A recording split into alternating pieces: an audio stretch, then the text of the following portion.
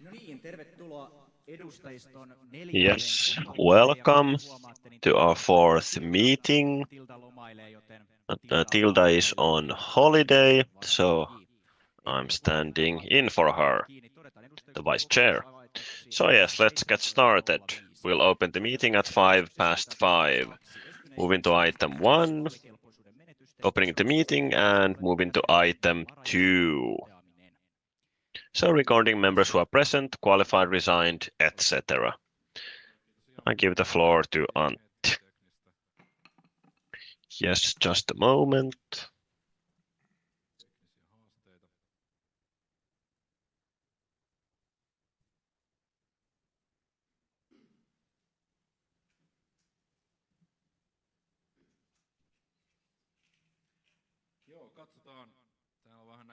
Yes.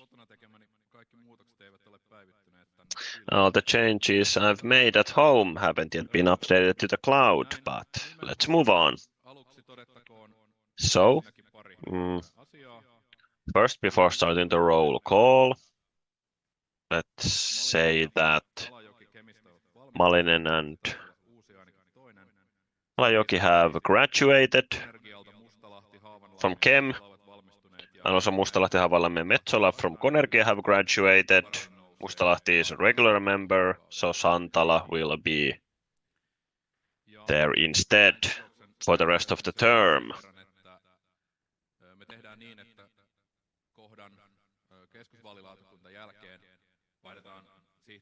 So we will change secretaries after item 9, because I have to go take care of my child after that. But let's start the roll call.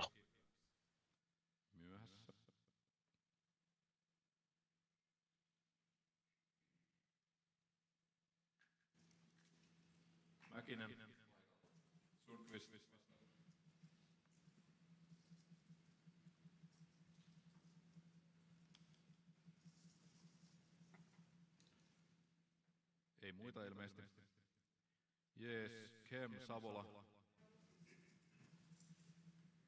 Tunkelo.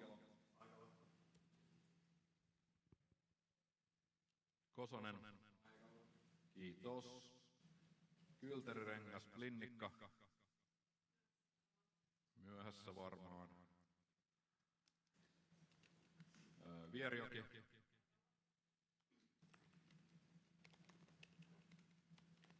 Niemi Veisin. Bon Plato. Daniel. Ehkä myöhässä. Niemi Toni. Conergia Erkkilä. Ja Keskitalo. Kiitos. Sitten Luova Pyykkönen. Pyykkönen, pahoittelut. Kiitos. Ja Kanniainen. Kiitos. Proarte, Sikelit ja myöhässä. Korpua. Chen. Jordi Lassenius. Joo, just call when you leave. Make sure the secretary knows. Aminov. Shield. Kyllä, ja tämä oli ilmoitettu niin, että vapaasti vasemmalla haluaa. And yes, vapaasti vasemmalla wants to give one of their seats to Pro Arte. Ilmeisesti siis vaalirenkaan sisältä. Yes, because they are within the same coalition. I'll just check to make sure, but this has been informed. Moving on. Vapaasti vasemmalta Reeman.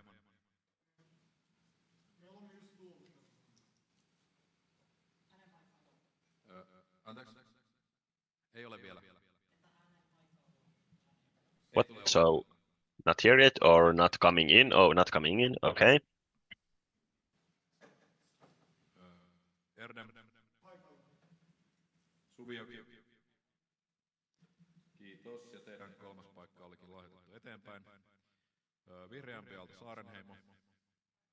Manninen. Härkönen.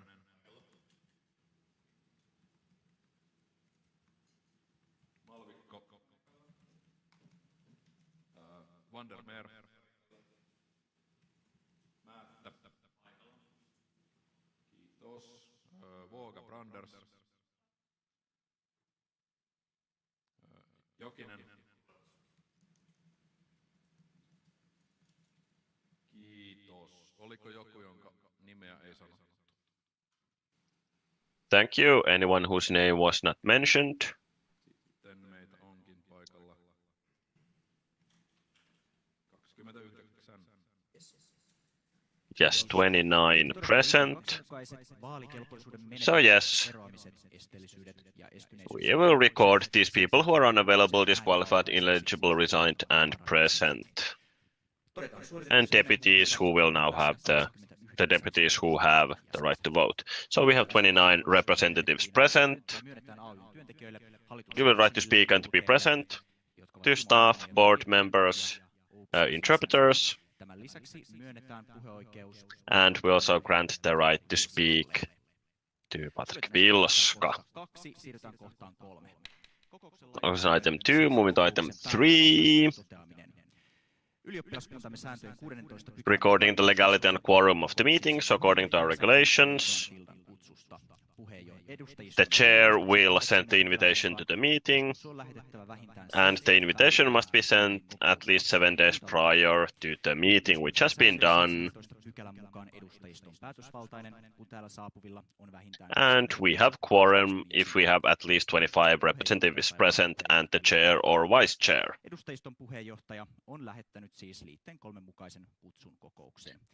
Yes, so the invitation has been sent and the meeting has been lawfully summoned and has quorum.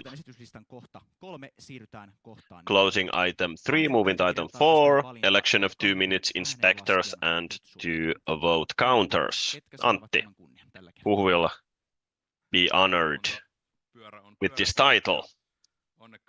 Yes, we have drawn lots, and so we will have for Tunkela Vierijoki as minutes inspectors and Härkönen and Jokinen as vote counters. And as before, they could act as deputies for each other. Yes, great. Thank you, Antti. So let's congratulate these people, Tunkela Vierijoki and Härkönen and Jokinen. They act as each other's deputies, as was stated.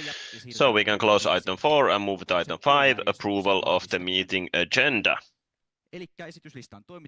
So, the agenda has been sent to you. Does anyone have anything to comment on it or anything to add?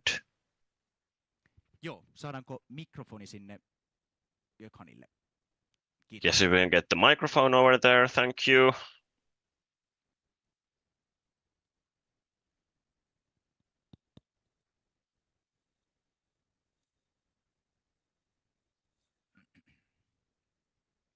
I would like to propose potential item 11, which was mentioned in the email that was delivered. Future of Probba. This issue is quite developing with very short time, and it's quite crucial to discuss this matter in this meeting. Thank you. Yes. Kiitos paljon. Ja tässä kohtaa annan puheenvuoron Antille. Yes, thank you, and I give the floor to Antti. Eli ihan vaan varmistuksena, että kaikki tietävät, miten prosessi. Yes, so everyone knows how the process went here. So according to our agenda, an item may be proposed on the agenda if it's proposed 9 days before the meeting. In writing to the executive director and the chair of the RepCo. This was not done within 9 days, but Tilda resolved the matter by hoping that this item would be presented in the email, and then you can decide whether we will add it to the agenda here today or not. And in order for that to happen, it requires a majority of 5/6, so 80%, 5/6 of majority, yes. And if it's not placed on the agenda, Juvonen have said that we can discuss the matter in other emerging matters. So technically the difference between these two procedures is that in other business, for item 11, we cannot make any kind of binding decisions, but of course the RepCo can say what they think about it.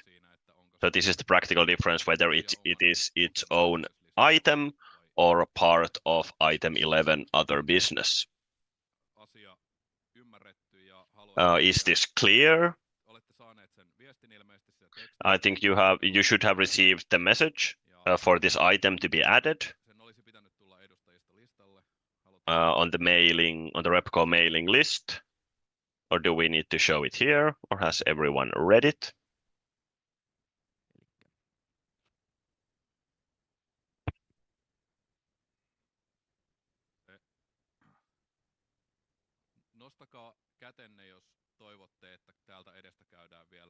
Raise your hand if you want us to go through the text for this item. Okay, yes, we'll go through it. See what it is about.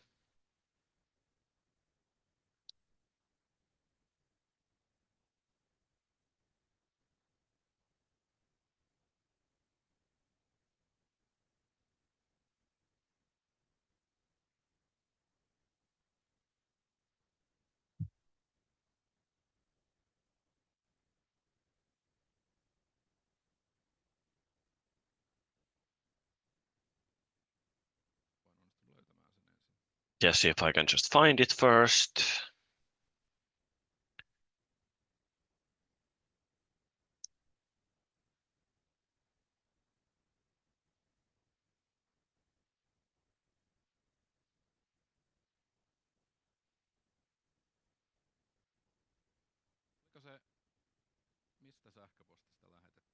Which email?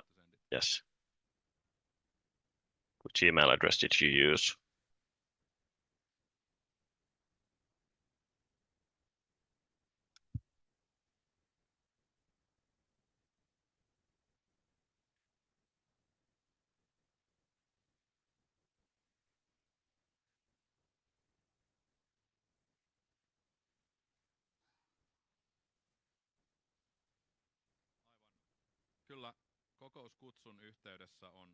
Yes.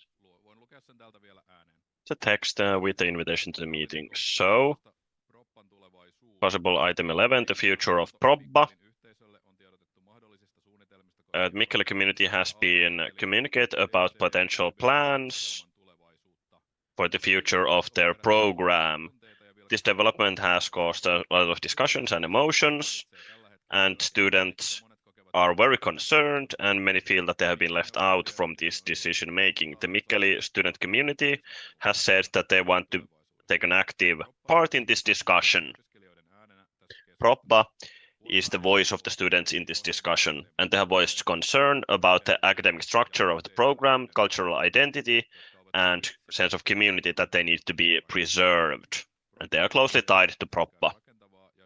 Probba wants to have a constructive discussion with AYYE about its future, and the proposal here is that AYYE will take an active part together with Probba in issues concerning Probba's future. So this is not, now we will not discuss the content yet, but rather now we will discuss whether we will add it as an official item on the agenda or whether we will discuss it in other business. Thank you. So now we'll have a vote using these voting slips. So use the blue slip if you want to add this to the agenda as item 11, or if you're neutral, use the white slip, and red if you do not want to add it. If we do not add it, then we will address it as other business. Any questions? If not, then we'll vote now.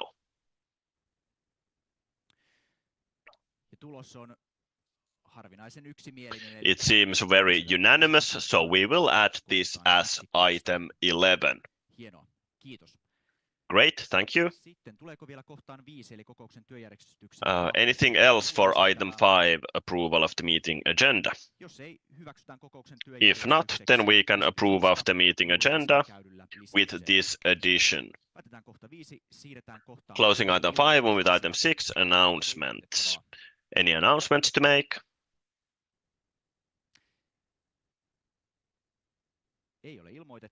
Apparently not. So we can close item 6 and move to item 7, latest news from the office.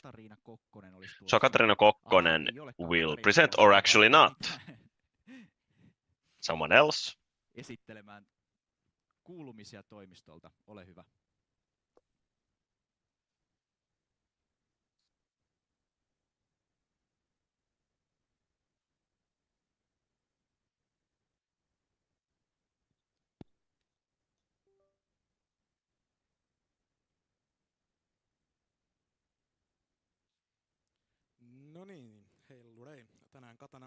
Yes, hello. Tuukka, standing in for Kata. Kata could not make it here today. I'm responsible for volunteers myself. So yes, first, for communications, we have a new communications assistant, Eeti Ahola, as part-time, supporting the sector during the action plan project. We have done a lot of communications related to Vappu. Very successful PR. We had 3 articles in Helsingin Sanomat, 2 times in MTV Uutiset Live, in Länsiväylä 2 times, also in Yle Radio Suomi, Yle TV, Ilta-Sanomat, Radio City, and This is Finland. Some of them were quite organic, but some were really thanks to our communication sector that we tried to get more visibility. We also had some statements regarding electronic degree certificates. Got signatures from subject organizations for that. Then we took a stand on government cuts and open university degrees. Also, we have continued the Espoo video series. The action plan. We are considering whether we should update this project, because it's not very digital now. Then for the community, a lot of events since we had Vappu. So we had the Eläköön ylioppilaskuntaa alumni event. So it was for old board members of AYYE and also for the student unions preceding AYYE. There were several hundred of people there, old board members. So we heard a lot of interesting things and built new connections. Then we had the Dipoli Vappu. It was great, and it has not always been so great recently, but this went really well. Then we had the Kylän talkoot, where we cleaned the Tekkari village after Vappu. Tokyo Spring Sale was a success as well. Then we had the Kukan päivä, Flower Day, and the related message. Then we also had the AYYE 15 annual ball and related events, which were all a success. As the actual annual ball was last weekend. Then we have now organized all tutor trainings. We also have a new subject organization, CRUST, for creative sustainability. Then also there are open the operating grant applications for organizations. and also lots of museum visits, and there were open doors. Then also corporate relations. Now we're working to get resident hallway info screens and demo screens and for other houses, and so we have sold ads for them. Then for advocacy, we have reacted and made a statement on the government midterm budget negotiations, done influencing, lobbying towards the city of Espoo, influenced their strategy, and we are also planning an event for the new municipal councillors. AYYE also conducted this equality survey, so the results are now here. We haven't published them yet. I will process them a bit and then publish them. We also had many seminars, such as the International Spring Days, Preventive Substance Abuse Days, and SYL Sector Days. We also are continuing the updating of the policy paper. And also there was the initiative round for the SYL General Assembly.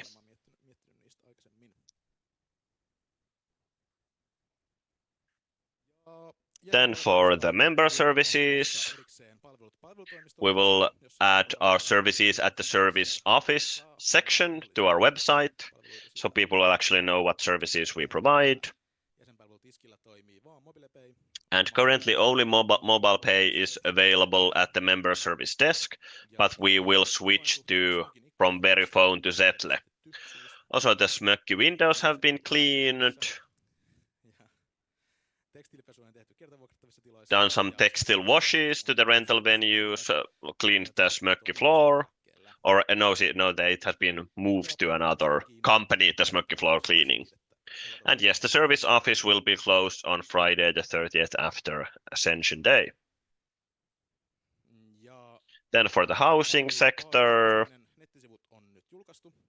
we have now published the website for the housing services.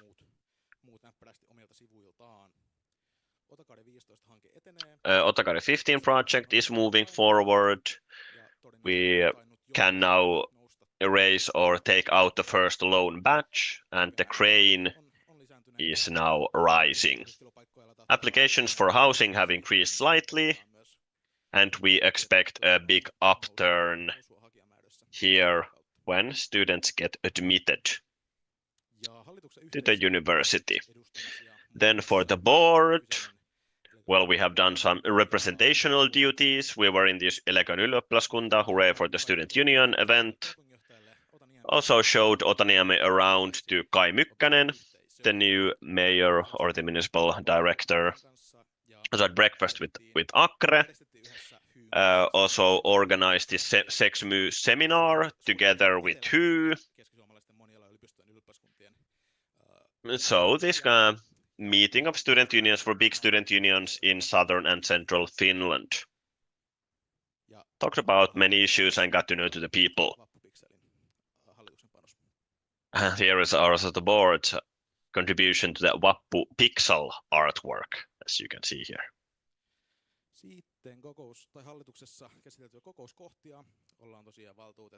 And what we have had on the board's agenda, we've authorized Teemu Palkki to continue writing a common statement from student unions against the right to receive degrees from open universities, appointed a new deputy member to Aalto Academic Affairs Committee.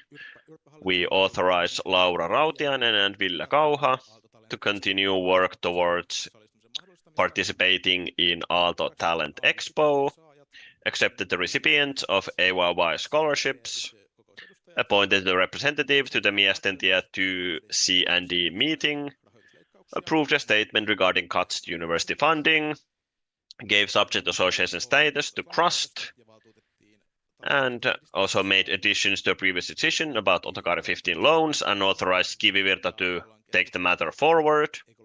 Then we decided about the opening of associations operating grants and talked about the implementation work of the ecological principles, talked about advocacy goals at Suomi Arena, talked about AYY's visual brand project, and also talked about our strategy work and its progress.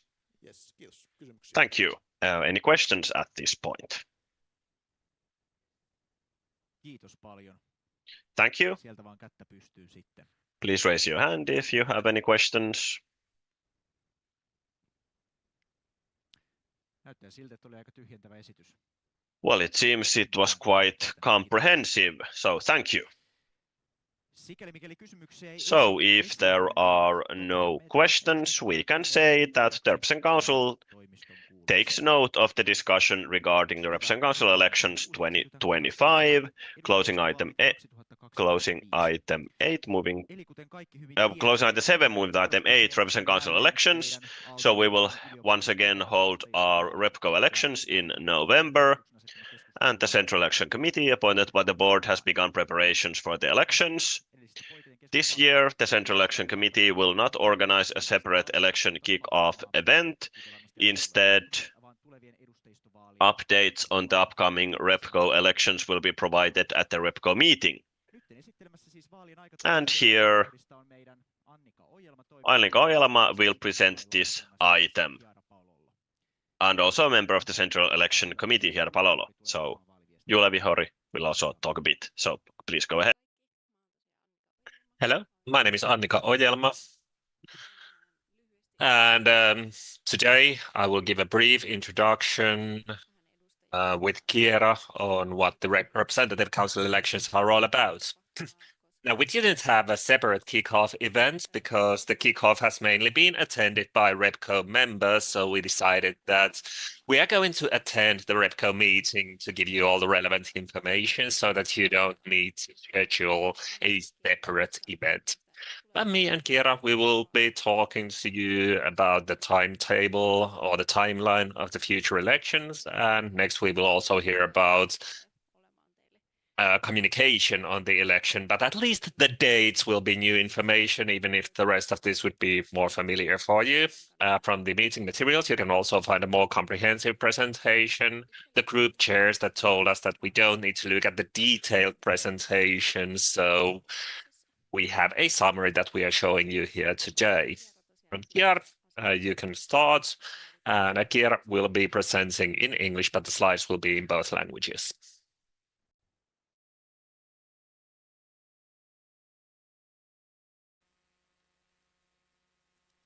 Hi, good afternoon. Now we will present you the timeline for elections from the end of August to the end of September. The nomination will be open. Who can apply, who can vote for the Representative Council? A person who has paid the membership fee by the end of August 2025. During October and in the first week of November, the election advertising will be allowed. By 6th of October, all the candidates have to fill and send incomplete information from their application. By the same date, they also have to withdraw if they wish to do so.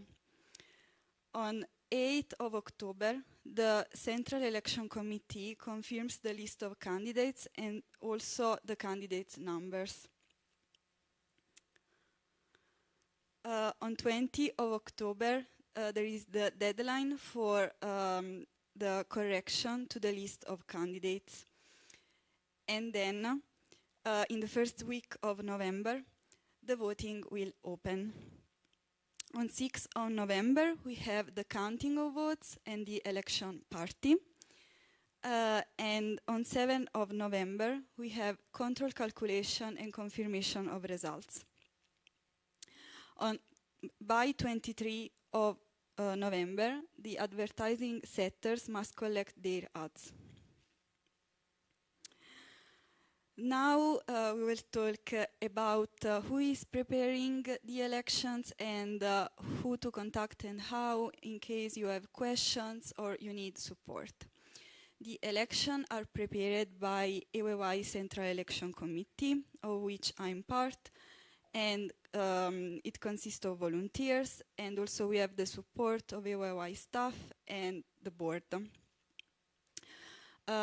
If you have question or you need support, you can send an email to valit@ayyi.fi,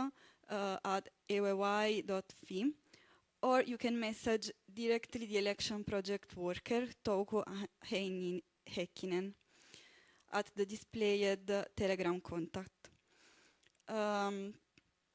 All election material and instruction will be available on AYYE website at the displayed link. Now we will talk a bit about the rule for candidacy.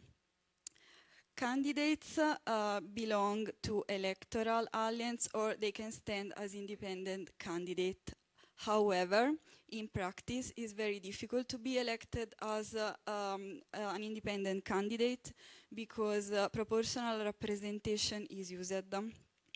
So the most practical things to do is that you can either join an existing alliance or create a new one. Here you can see the names of the electoral alliances in 2023 elections.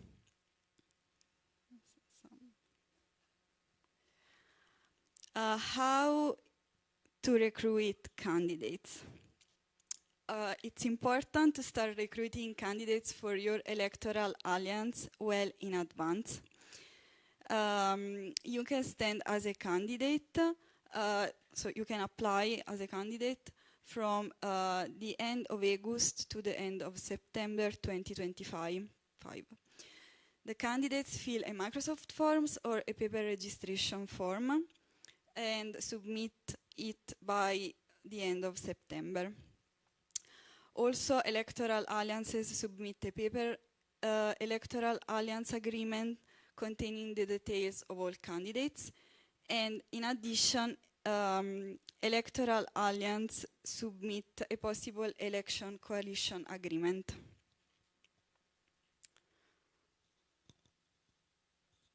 Thank you so much, Kiera. Sitten lyhyesti vielä siitä, että mitä AYYE tekee, tukeaksemme.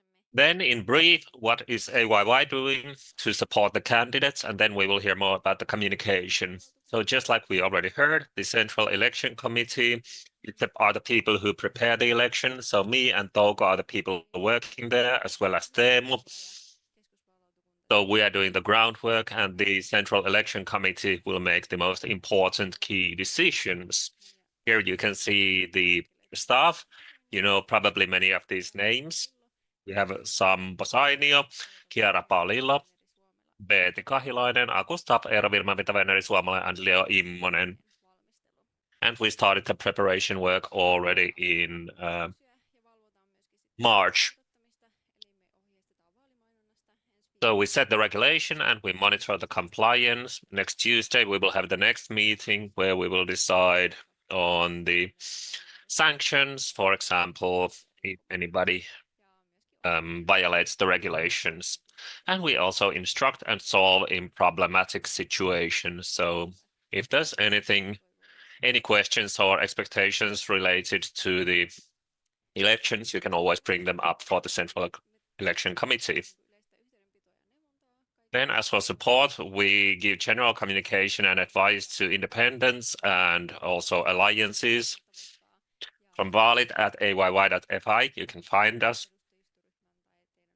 And once you know who your election director is going to be in your group, then we will also create the relevant Telegram group. Our umbrella organization, SUL, offers us the election machine, which we will communicate to the voters, and the Central Election Committee will also prepare questions which are specific to the AYYE on top of the general questions.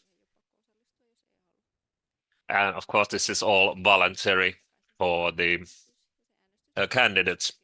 AYYE will also organize electronic voting, which will be open from the 30th of October to 6th of November, and it will be announced on November 6th.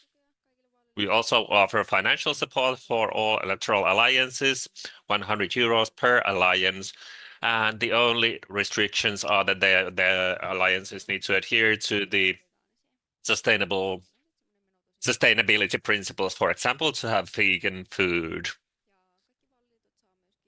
All electoral alliances get also one free reservation for each electoral alliance, excluding, unfortunately, Smökki and Rantsu.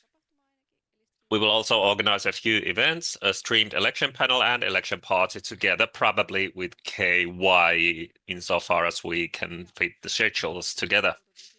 AYYE communication is mainly emphasized on communicating about the REPCO and elections in general. So our aim is to raise awareness so that the member base would know what the elections are about and how to run as a candidate and who is eligible to vote. And I encourage everybody to vote who is eligible to vote. On the website, there will be basic information available both for candidates and for the voters. And we will also use, of course, other forums for discussions such as social media and Telegram. And Julia will tell you more about the communication. Any questions at this point for me or for Kiara? It seems awfully quiet, so Julia can take it from here.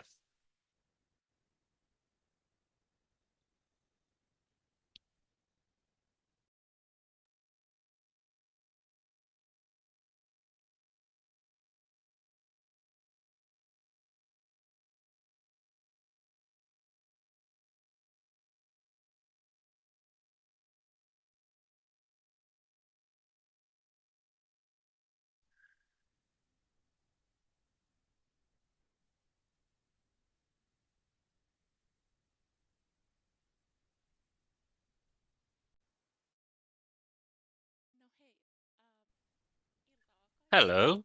Good evening, everybody. My name is Julia Vihuri. I'm working in AYYE communication, and I will now give you a bit more information about election communication. So how does AYYE support the candidates in communication? Well, we do that in many different ways. Of course, we do general communication on the elections for our members, so we run like basic election campaigns. This is a multi-link channel, trilingual campaign. So we are using our basic forums such as the websites, especially ayye.fi/vaalit. Then we also have our weekly newsletters, badges, posters, and so on. And our aim is to raise awareness of the elections and the representative council in general. We also encourage the voters to vote and to run as candidates. For the communication campaign, we will need photos of the candidates by October 12th, and all the deadlines for which are related to communication is the same. Then posters of the electoral alliances, the deadline is also the same, October 12th, for each electoral coalitions. And each electoral alliances designs its posters themselves according to our instructions, and then AYYE will make the poster orders in a centralized manner, and then they will be available at the office. We will keep part of the posters, and we will make sure that there will be posters on the relevant walls, for example, in Otaniemi. Additionally, information on electoral alliances will be added to the website, and for this purpose, we will need your poster image as JPEG or PNG, and we will also need a short information text on the alliance, and the deadline is once again October 12th. And just like in the previous elections, this time around also all alliances have a possibility for an Instagram takeover in AYYE's Instagram account. So this means that the Each alliance can use the IG story for one single day. If you want further information on this, you can contact me. You can see my Telegram here, so you can contact me if you want to agree on when you want to have this IG takeover. We also do communication on the election panel, and we will also publish the results once they are clear. Now, in general, how you can get more visibility. So AYYE will of course boost your visibility, but on top of that, we recommend you fill the election compass because that is the way many people find their preferred candidates. So if you add your info on the compass, you will get more visibility. I also recommend taking part in the election panel because then people can see your face and hear your opinions on important matters. I also encourage personal campaigning at the campuses for face-to-face encounter because not everybody follows the communications such as IG, but everybody is in the campus, so it might be a good idea to do some campaigning work over there as well. You can also have your own and electoral alliances digital channels such as Instagram and Telegram, and you can do also posters, flyers, and other print products. Now, about the social media, you might also do something surprising and get more visibility by using your creativity. Then next, I will present some advice on how to have a good campaign, communications-wise. So it's good to be quite straightforward and clear so that at first glance people will see your full name, electoral alliance, electoral number, and when and where people can vote for you. Because not everybody has this information, so it's good to reiterate all of this. It's also good to act in a coordinated manner and have a plan. So think about your content and core message, think about your target group, also consider your style or content type on how you are going to communicate, which channels you are going to use, and what your communication schedule is going to be. I would also recommend that you highlight a few goals or insights in the campaign. So what will the voter get if you are elected? What are the most important things and values that you are going to promote in the representative council? Also, you should say what is important to you in AYY's actions. So it's important to tell us more about these things and lay the groundwork for your views, because if the campaign is all over the place and too comprehensive or extensive, then it might be difficult for a member to internalize what you are actually out for. So you should concentrate and have a few key priorities for your campaign. Also, repetition is a good tool to make people remember you. And also think about what makes you stand out from the other candidates. Now, instead of doing a campaign which is for promising everything for everybody, you should have a limited target group. So you should think about what kind of students are your most potential voters.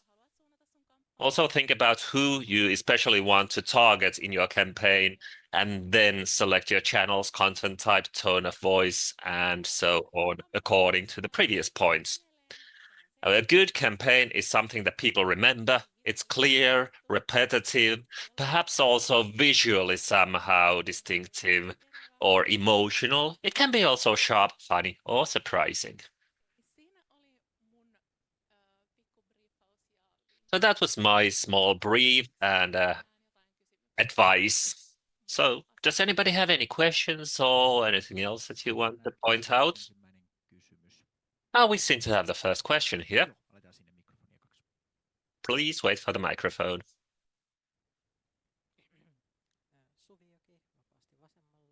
Suvioki, vapaasti vasemmalla. I would like to ask about the IG takeovers. When do you want to be contacted? Is it too early if we contact you already before the summer, or when is a good time to talk about the takeovers? Well, it's not relevant just yet, but of course, if you have already a specific date in mind, you can contact me, but you have plenty of time also in the autumn. Thank you. And the next question, please. Kop, kop, no niin. Okay, from Vihreämpi Aalto. Thank you, Julia, for a good presentation. You had some good advice there. Hopefully, the candidates and the alliances will also get the same advice. Probably people who are here already know how to run as a candidate because we are here. Now, a question to what you already mentioned. I have a follow-up question. So not everybody follows the AYY's channels. So therefore, I would like to ask if because people haven't been voting that actively, voter turnout hasn't been that good, even more in society at large. But are there any new communication forms that we are trying this time around that weren't used last time in order to meet or reach those people who don't typically vote? Those people who don't tend to vote are also the same people who don't follow AYY's social media. So is there, for example, any cooperation with the departments or the university on how to reach the people who don't care about high forms of culture, such as, for example, the student culture in the REPCO? That's a good question. Thank you. Definitely, we will take note of that aspect. We are still working on the fine details, but we are going to do cooperation with the university. Last year, we had a few instances when we were standing out on the plaza and we were giving out coffee and pastries, and that also helped the voter turnout to improve a bit. We're also providing prints all over the place, so we are trying to figure out how to reach people better, but we are also open for any good ideas. Last year, I think we also sent an email at least twice to each member. The email said that please remember the vote, so we will be doing the same things also this time around, but we will also take new measures as well. Thank you. And a quick comment from Antti at this point. One additional thing that probably Julia didn't even know just yet, what we can do when it comes to communication. So there is something that we use quite in a restricted manner, but from the Frank application, we can also use the push notification to promote individual messages, but we don't want to have too much spam in Frank. Okay, and the next question over there, please. Tunkelo, Kem. I want to thank everybody for good presentations. My question is more of a technical kind. I noticed that the representative council is again selected at quite late point in time, the 6th of November, and this is going to cause a lot of time pressure for the student union. So how does Hamu board and the selection of volunteers look like because of this late time? And is this already written in stone or can it be done a bit earlier? Antti, go ahead.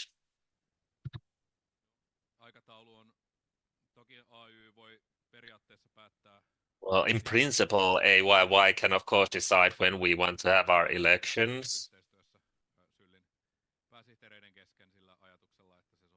But this has been agreed on with all the secretary generals or all the relevant people. So the good thing in this coordinated manner is that we can also get the campuses and the elections parties organized. But I would say that all the student unions are having the elections in a, there are like not that many dates which are okay for everybody. Thank you. And next, please. Hello. Corpo Pro Arte. Lately, there has been some discussion about the political actions and the political communications being visible in the university buildings. So has anything changed since the last representative council elections?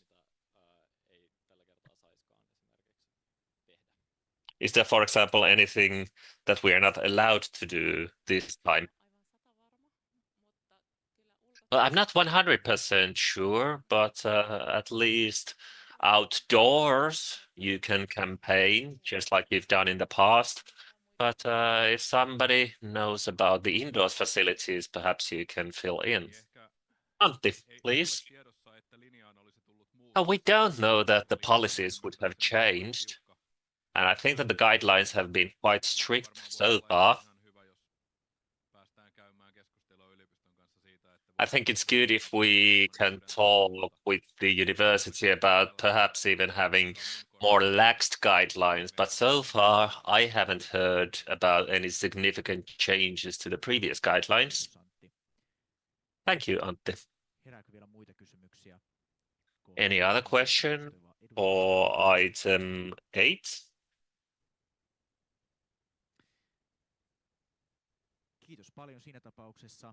Thank you. In that case, thank you, Julia, Annika, and Hiera for a great presentation. And now we will mark this discussion as noted by the council. And at this point, I believe that Antti is going to leave the room and Annika is going to take over. So just a brief technical break.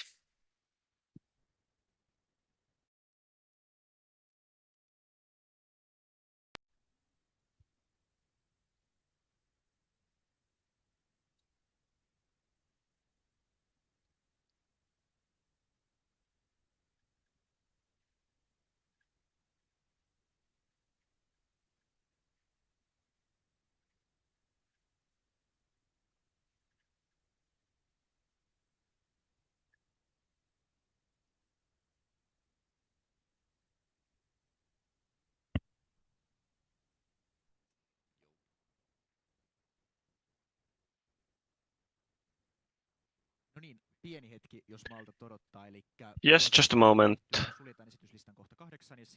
So we'll close item 8. Move to item 9, AYYE's investment plan and the operating model. Yes, hello everyone. A lot has happened, we've done a lot. This new plan, operating model, to have kind of a more structured operating model.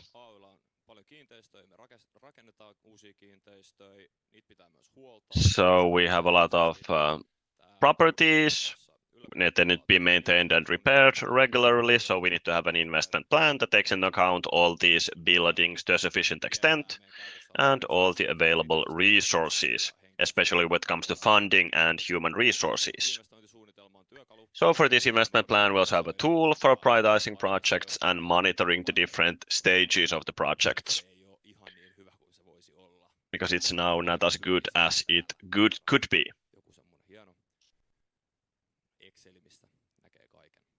It's good if we would have this kind of, for example, a good Excel for everything.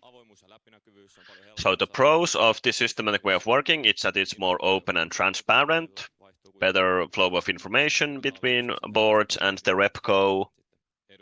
So new boards know what has been going on. Then the information will flow better between employees and the board, and we can better forecast our cash flows. And the systematic way of working often saves time and also money, so we don't have to do unnecessary work.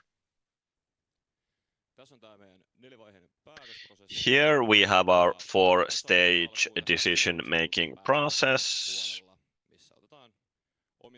So we have the pre-phase in the main sector. So we will, and these have been taken under investigation with a maximum of 10,000 euros in external costs. And if it seems prudent, then we'll move on to stage 1, which is preparation. And then the organization moves it forward, preparing the investment decision, investment plan, detailing the specific actions, cost, schedule, and financing. And here in stage 1, it means that we are committed to this project. Then we don't want to kind of go back so that we don't waste money. Stage 2 is a design. We will put it out to tender, and then we also must include a risk assessment and risk allocation in the investment proposal. And the board or RepCo will make the decision based on the size of the investment. Stage 3 is implementation, so it's carried out according to the approved plans and budgets. And if the cost overrun is more than 50% of what was anticipated, then we will address the matter. And based on the size of the investment, it will be approved or not approved by either the RepCo or the board. For stage 4, then everything is ready, it's completed. We enter this into the balance sheet, and any further development will be handled separately. And the investment cannot be considered complete until the proper documentation has been provided, which is the final report. You can find this slide in English also as well in the materials. So, what is a significant financial decision? So it refers to the purchase, sale, or mortgage of properties and undertaking of construction projects, or a significant tying of the student union's assets. So there is no kind of a clear monetary limit, so it's on a case-by-case basis, up to the discretion of the board, whether it needs to be brought to the RepCo or not.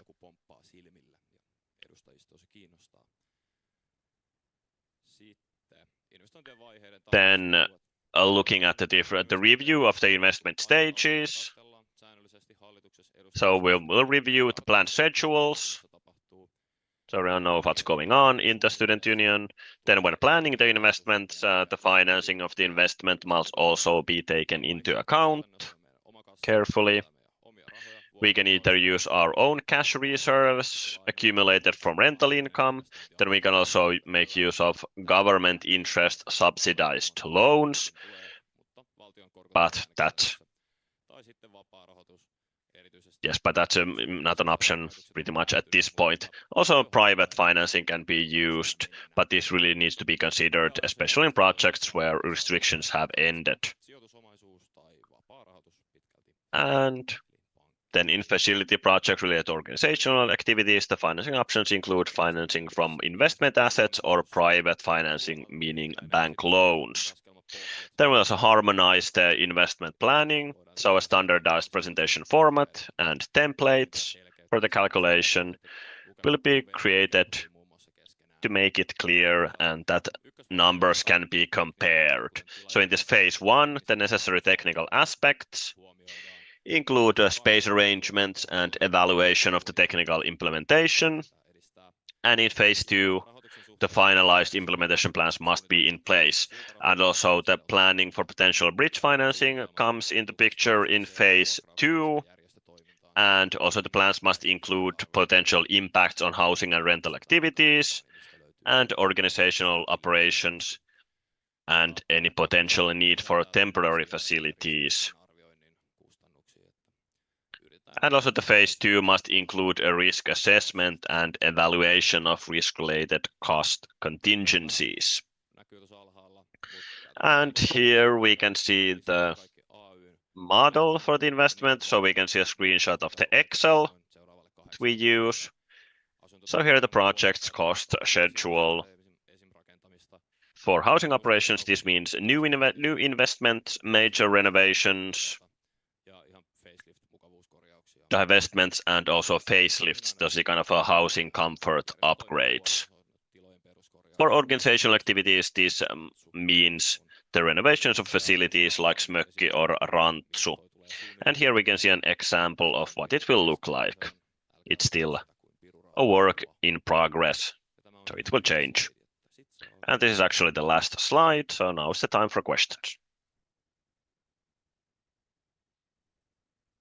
Kiitos paljon. Kysymyksiä siis vaan sieltä. Daniel tuo mikrofonia. No niin, siitä. Vanhanen, ole hyvä. Antti. Joo, nopea kommentti. Yes, a quick comment. Ihan nopea kommentti tästä kumminpäin. Nyt on päällä päätöksenteosta, eli siis About the decision making, so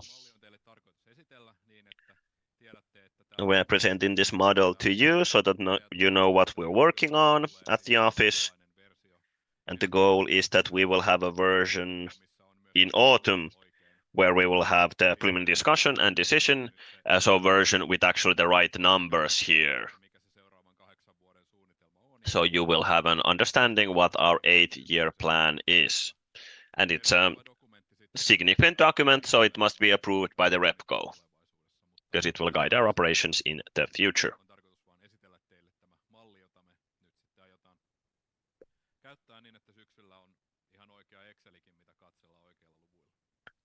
Yes, we will have this kind of Excel with the right figures here in the autumn. Aallon kokoomus, Vanhanen, go ahead.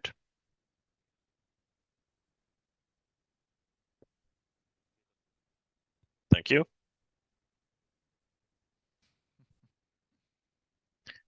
Not working. Kiitos puheenjohtaja. Vanhanen, Aallon kokoomus, hyvältä vaikuttaa kokonaisuus. Sitä olisin...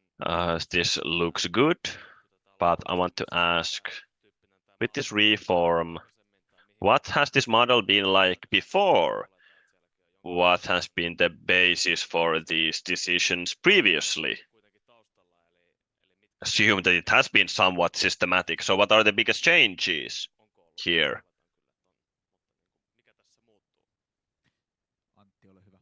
Antti, go ahead. Yes. We've had these plans before, but they have been more kind of a project specific, not this kind of a one long-term document. For example, when you have an Otakari project, we've had one plan and documentation for that. We have some kind of an investment plan before, but it hasn't been as broad, as extensive as this. And the biggest change or addition is this 5-phase model.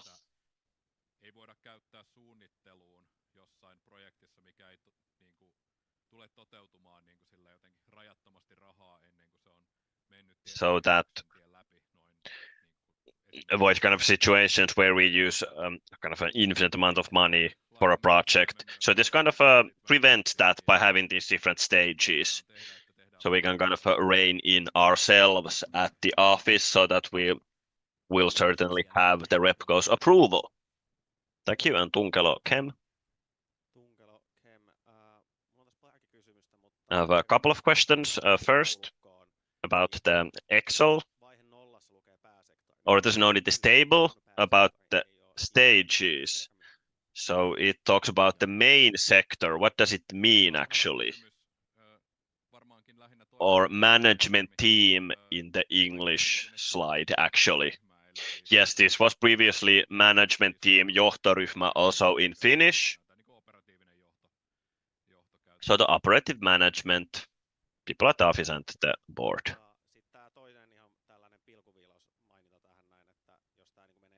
And this is more kind of a nitpicking.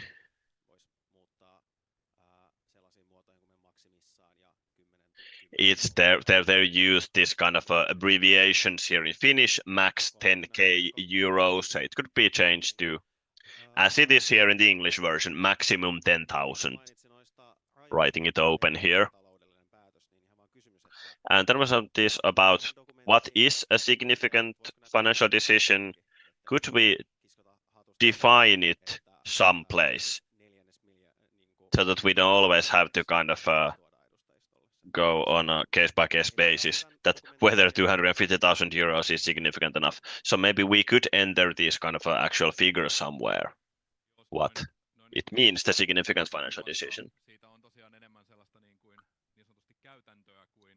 Yes, this is more kind of more as a practice than an official entry. Maybe the right place for it would be in our regulations, kind of in the same category for purchase limits. So, for example, the authority the executive director has when it comes to purchases. So maybe we could have the same kind of a number of euros entered there. That makes it a significant financial decision.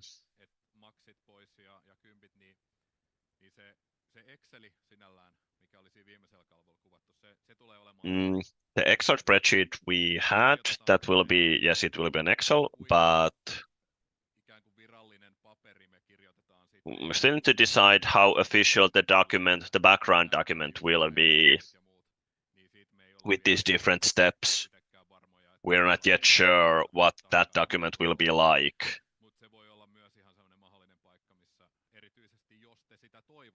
But if you want to, we can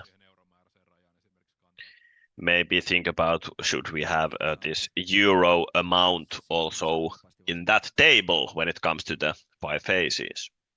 Thank you, Antti, and next from Vapaasti Vasemmalla.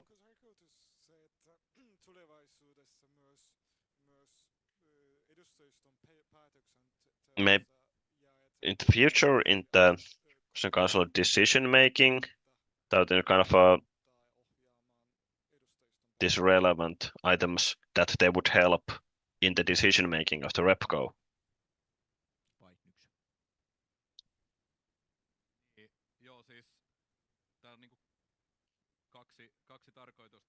Yes, it has two purposes. So on the other hand, the purpose is that the goal is that the board knows what the upcoming projects are, what projects have been approved by the RepCo or elsewhere. But just as is important is that the RepCo can make use of this tool to see what is the plan for the coming 8 years, and the RepCo can influence this. And the farther in future we go, the more you can influence. For example, for the Otakar project, we shouldn't abort it since it's now going on, the construction project. But for upcoming projects in the more distant future, you will have more of an impact. But of course, the farther away something is in the future, the more guesswork we have to do. So it's a really evolving document that will be checked regularly. We can also discuss what regularly means here. How many times a year? But the idea is that representatives would have access to this document and chance to influence it as well. Thank you for the answer. We have a question there, and please, during this speech, last requests for the floor.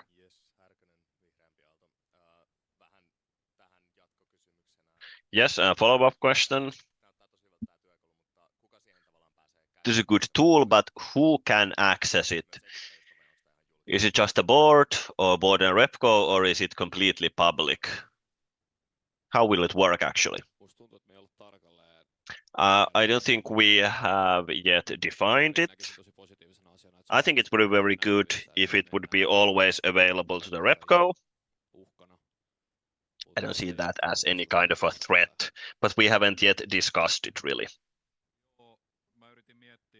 Yes. Try to kind of think about whether there's anything there that needs to be kept confidential, and I don't think so. So if it's a public attachment to a meeting, then it's a public document available for anyone on inside. Thank you. Alan Kokoomusmäkinen. Thank you. In the first table you showed, you talked about this exceeding of overrun of costs. maybe that limit could be a bit bigger, because very often these real estate projects, there is an overrun. So maybe if it's 5%, then the board can handle it, but if the overrun is 10%, then it will be brought to the RepCo. Because I think now it's just for the discretion of the board, so maybe we could have these kind of lines, these limits there. Thank you. Any comments on this proposal? Yes, we'll remember this when formulating the document. Yes, thank you. No other requests for the floor, so we can make the decision. So the Reps and Council takes note of the discussion regarding the investment plan. So thank you, Antti and Nyksy. And we'll close item 9 and move to item 10, referral discussion on student media. So presented by Sakari from the board. Go ahead.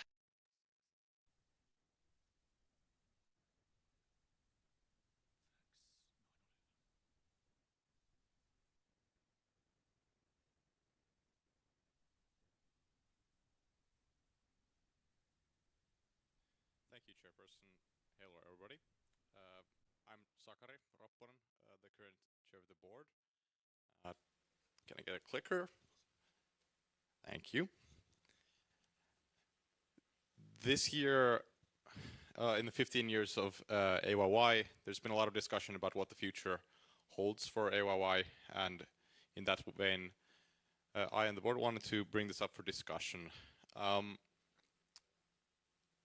student media is something that we used to have, but more than anything, I think it's relevant to discuss this shortly. So what we have brought up here now is generally just a resurgence of the discussion that was concluded already now 5 years ago. I think it's important to have a short history on what's actually happened here, so that everybody's on the same page, and then we can actually have a relevant discussion on this. So we used to have a student media at AYYE, and it was active all the way until 2019, since the beginning of AYYE, until when our editorial secretary and editor-in-chief resigned at that time, and for a new recruitment of a new editor-in-chief and editorial secretary were not started. And the AYYE board proposed to pause the publications in April, and the RepCo accepted that proposal. There were some surveys conducted on what to do with the magazine. At that time, the survey recommended, based on a fairly limited survey pool of students that were also very likely interested in that topic, they found that 67% at least of those respondents thought that having a student media was important, but it did not really address the bigger issue, and that was how could what alternative options could there possibly be for student media, and what could it be at smaller budgets. So essentially that key issue was not resolved, and the ball essentially was kicked forward. Fast forward to November of the same year, there was further discussion, and there was a proposal to cut Aino's budget, which was our student media at the time, from 75k to 15k euros, and that failed on a coin flip, so the budget remained at 75k, which was what definitely wasn't desired at the time, because it was felt as too expensive. But after all this, 2020 continued with another study, which of note here is the previous study had cost over 13,000 euros. The second study cost 19,500 euros. These were expensive studies, and even the second study proposed at least of a 40,000 euro budget for whatever student media would take place. And as a result of all this investigation, the board at the time, amidst COVID and everything else, proposed to set the magazine to be put out of action. And obviously this was the result from 1.5 years of conversation and deliberation. And in an increasingly, essentially digital world, it was seemed as irrelevant, at least in the print media form. Notably, in the survey that was done in 2020, the member survey, there was also a significant reduction in support for this. It's hard to say if this was directly based on the discussions that were being had or the larger answering pool that this survey took place in, because compared to the other survey, which was less than 400 people, this was clearly a larger pool of people, and it might be that just now there wasn't just the people that were interested in the particular student media, that they weren't the only ones answering. But since there's never been a further survey from the our members on this topic, we don't have any better data on this. So, why are we talking here? Largely on my initiative, I want to ask the RepCo, is student media something that the student union should have?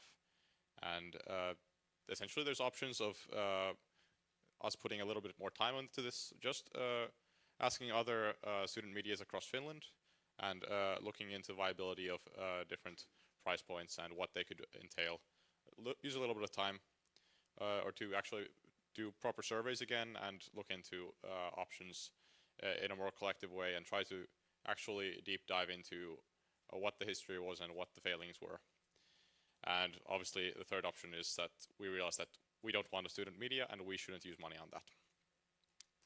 I have some thought provokers before I'd like to open this for discussion. And these have to do largely with what the structure of this, whatever student media would be. And this is just ideas for what one of the biggest cost points for the student media would be, and that is the editor-in-chief. And previously it was always an employed position, and even the Ellun Kannat study found that in any case, for example, 40% work week, it would be at least 20,000 euros a year. Obviously, having an employed position ensures continuity, professionalism in the media, and brand independence, and as well as plus minus independence from the community to some extent. And this is there's always very good reasons to have an employed position in a media that will reflect directly on the student union. This is a very a thing that really needs to be considered. Obviously, there's in my mind there's also a position of trust and a volunteer. These are obviously ideas, and the details would be hashed out. But position of trust, for example, how we have a board member or RepCo chair or whatever, and they have rewards for churning out material or doing their mandated position. In this case, there's still pluses and minuses, but more than anything, it would then be recruited by the RepCo yearly or bi-yearly, depending on what the details would be. And then obviously, final option is it would be a volunteer, and this would be a volunteer-based media. And this is something that it would maintain its existence, and it would be easy to disband. But it's clear that this would not have the kind of I'd say respectability, or more, it's hard to say if the quality would remain year to year on a level that our student union would be proud of. Regardless of whatever these options are, there would have to be, for some consistent brand quality, there would have to be an art director, and that's, say it's 1 day a week, 20% based on the Ellun Kannat survey and study. It would at least be 10,000 euros a year, likely more than that. I would say a cap of 15,000 euros a year, but point is that this is something that would be a consistent cost, and it's unavoidable if we really want to do this. Obviously then there would be supporting committees and publication costs, whatever they would be, if it's a print media or electronic media. So to kind of eyeball the figures, at minimum we're looking at 15 to 20,000 euros a year. That's, to put it into perspective, if it were to mean raising the student payment or the member payment for our members, then that would be 85 cents to €1.13 a year. And that's either raising the costs or it's out from somewhere else. And that's the reality of it. And with, for example, Ellen Kavan's recommendation, that's 35 to 40K a year.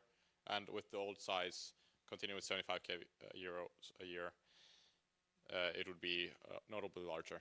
And this is the realities of what this would cost, at least on, this is largely broad strokes math, but before looking any more into this or putting any more effort or time, that's around what we're talking about. Now, I'd like to open the floor for questions, if that's okay. Sieltä Daniel, ole hyvä. Daniel, please. First of all, thank you for the calculations. It is good to see that you are thinking beyond the voluntary position and that you acknowledge that creative work actually does cost a lot and takes a lot of time. I also wanted to say, from the background of Darso magazine and also from limited account also from Kulttuuri magazine, is that what you drafted, the volunteer option, I would highly not recommend it to follow through. Especially because the studies are way tighter now than 6 years ago. So students have to focus on their studies, and there will be times when people will be burned out. It is not just that you put in some work into ChatGPT and it will be done. Putting a layout, proofreading, gathering information, gathering text, photography, it all takes time. It takes a lot of work to prepare everything, especially for print media, but also for digital media. So a position of trust or even an employment position would be grand, would be great if we can do this. In addition to that, my question would be, how would we choose the person for this position? Because I see there as an opportunity, especially for international students, that usually do not have an easy way of entering the job market to find the possibility to enter the job market through that. Thanks. Kiitos, Sakke. Ole hyvä. Thank you. Sakke, go ahead. I would like to focus, I'll answer your question, but I'd like to focus that these ideas here, they're just ideas to give some reference that there are options to just having an employed position, and obviously good to discuss. But more than anything, for example, if we're talking like hypotheticals here, and here I'd like to highlight that this light survey into possibilities, I would like to see that there would be more time spent into actually thinking about what the realities would be. But suppose there would be a position of trust, I think that would be elected in the RepCo yearly or bi-yearly, for example, or for a RepCo term for like 2 years, or for 1 year at a time. But I think the biggest point of it being a position of trust is that it would remain as a changing member of the community that would have to remain a member of AYYE. Whereas if it's an employed position, it would change, or like it could stay for much longer. And one of at least the concerns that had been with the previous Aina Media had been that the editor-in-chief, who had large control over what was printed, did not feel to be a member of the community, even though they did have, they were very invested into the community. And I think that's one of these topics that really requires a critical eye if we were to continue with looking into this. Kiitos. Muita kysymyksiä? Thank you. Do we have more questions? Vapaasti vasemmalla goes first. Suvioki vapaasti vasemmalla. Suvioki vapaasti vasemmalla. Tässä esityksessä nyt vaikutti olevan niin kuin in this presentation, it seemed that the main idea was that in all options we would be talking about a physical print media. In the future, I would expect that we are also considering an entirely digital solution as a means for saving money, Or olisi merkittävä is säästö. it true that the printing costs or expenses are so minor that it's not really a saving? Sekä ylioppilaslehtiä että muita tällaisia, niin If I'm thinking about other media, such as, for example, Ylioppilaslehti, they have stopped the physical print due to the printing expenses. So I would be curious on the potential of a digital print. Thank you for a good question. Tämä pohjatyö, mitä tässä nyt toi niin silleen, erityisesti näihin kustannuksiin liittyen, niin tämä pohjautuu siihen, mitä oli tehty näitä I was especially concentrating on the data on the expenses that we have on the previous surveys. But if we talk about the expenses of the print, you are not seeing the entire range here. This doesn't mean if we had just a digital print, it wouldn't mean that we wouldn't still use money for staff expenses. So the expenses don't really change whether we print or not. Jokaiselle meidän jäsenelle printataan yksi kappale. Se olisi aivan Now, I would say that of course we shouldn't have one issue or one print for each member. That definitely wouldn't be ideal. Next, Voga Branders, and then Vapaasti Vasemmalla, and then Aallon Kokoomus.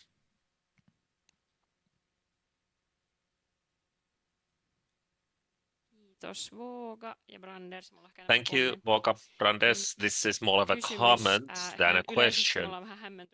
But at a general level, I would say that we are a bit confused that this issue is brought to the table now. And I would have also wanted to hear some justifications for what the additional value is that this magazine is bringing and what is different to the situation 5 years ago. On the other hand, I think that well-done media could bring additional value to the community. Now, if we move on with these measures, then I would think that first we should talk about whether or not this kind of a media is really desired, and only after that we would talk about the actual implementation. Should we want that? And a more of a general comment that because we are now talking about this, I hope that we would be able to, look at this with a fresh pair of eyes instead of looking at or thinking just back to the old grudges. Thank you, Vilma, for a good comment. And this is exactly what I wanted to highlight. So I want us to think about, do we need, and is there a need for a student media? Now, this is above all an ideological decision, and it needs to reflect the will of the student union. So this is a detail that we need to have consensus on. So if we have no ideological desire to have this sort of a media, then we shouldn't do it. Next, Vapaasti Vasemmalla. Vapaasti Vasemmalla first. Thank you. As a general comment, looking at the successful examples of students' magazines, I think it's a very crucial point to ensure that the person in question, the editorship, is integrated into the community, and that the position of trust also doesn't rule out that we can utilize volunteers as a committee or some form of that person can utilize we have different diverse students from arts, engineering, business. They can somehow be coordinated to participate in this project, in this magazine project. Yes, thank you very much. Kiitos. Sakarilla kommentoitavaa tähän. Sakke, do you want to comment? Then Aalto Kokoomus Mäkinen, then Vihreämpi Aalto, and then ProArte. First Kokoomus.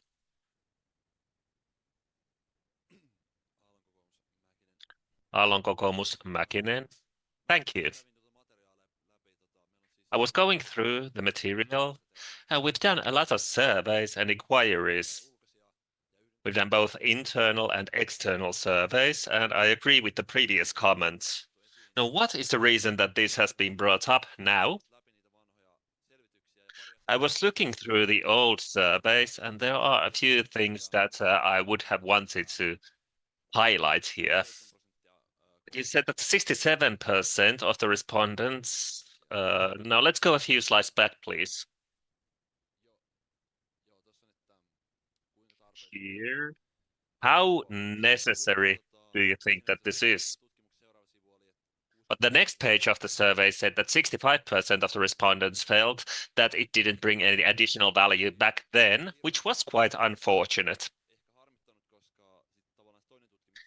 Now, it wasn't upsetting for many because the next survey found out that 4% of our members have used it during the last 6 months. So if the last 4% have read it, and majority of these felt that it didn't bring any additional value. And then we have already conducted 2 outsourced surveys, and we've also conducted internal surveys. So Aalto Kokoomus does not encourage us to investigate this any further. Thank you. Well, I would briefly like to comment because also I didn't answer Vilma properly. So the reason that this has even been brought up I brought this to the table because we have been reflecting on how the history of the student union looks and how the future of the student union can look. At least in my opinion, based on the old material that I have been reading, when the magazine was terminated, it was a quite a contradictory decision and a controversial one as well. And also back then, all of these surveys and questionnaires were needed.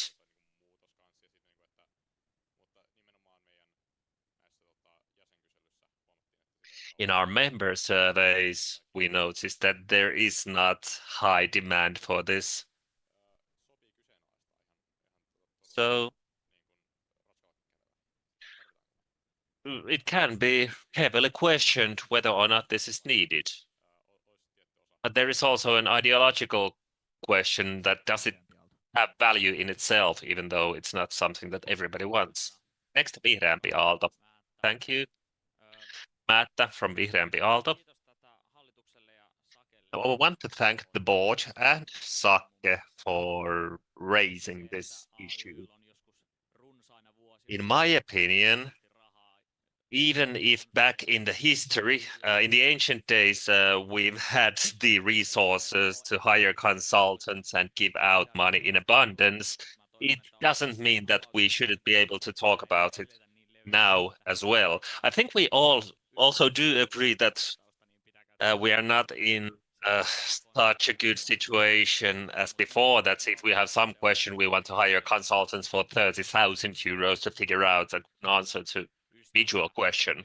But nevertheless, I like print media, and in our community, back in the day, we used to have a print media already starting from 1860.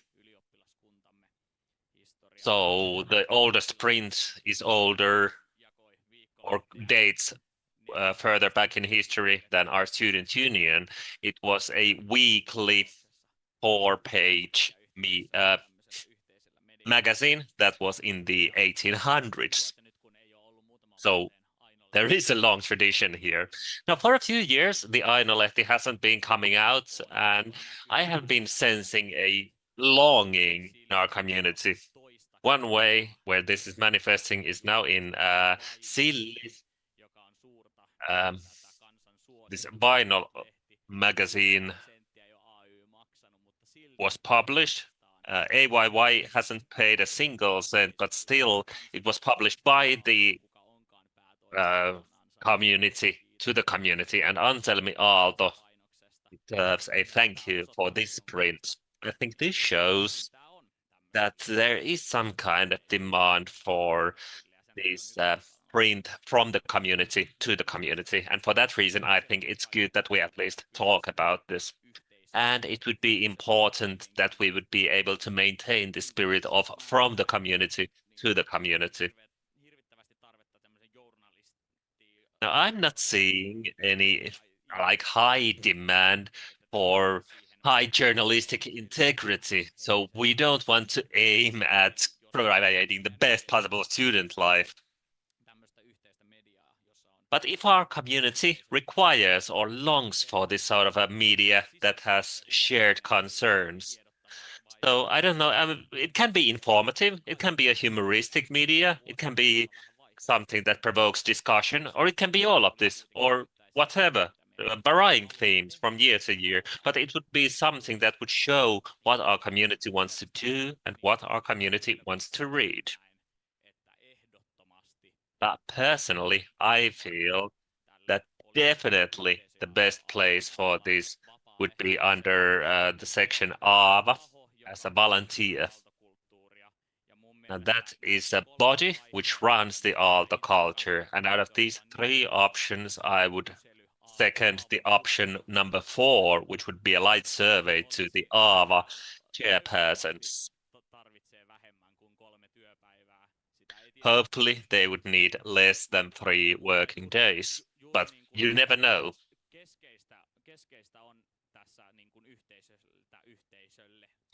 But the key here in the from the community to the community approach would be that if nobody wants to do it, then nobody wants to read it either. But if somebody wants to do it, then probably somebody also wants to read it. So this is a bit of a question of a chicken and an egg. If we could test it for a year or 2, then we could see if we can find people to do it.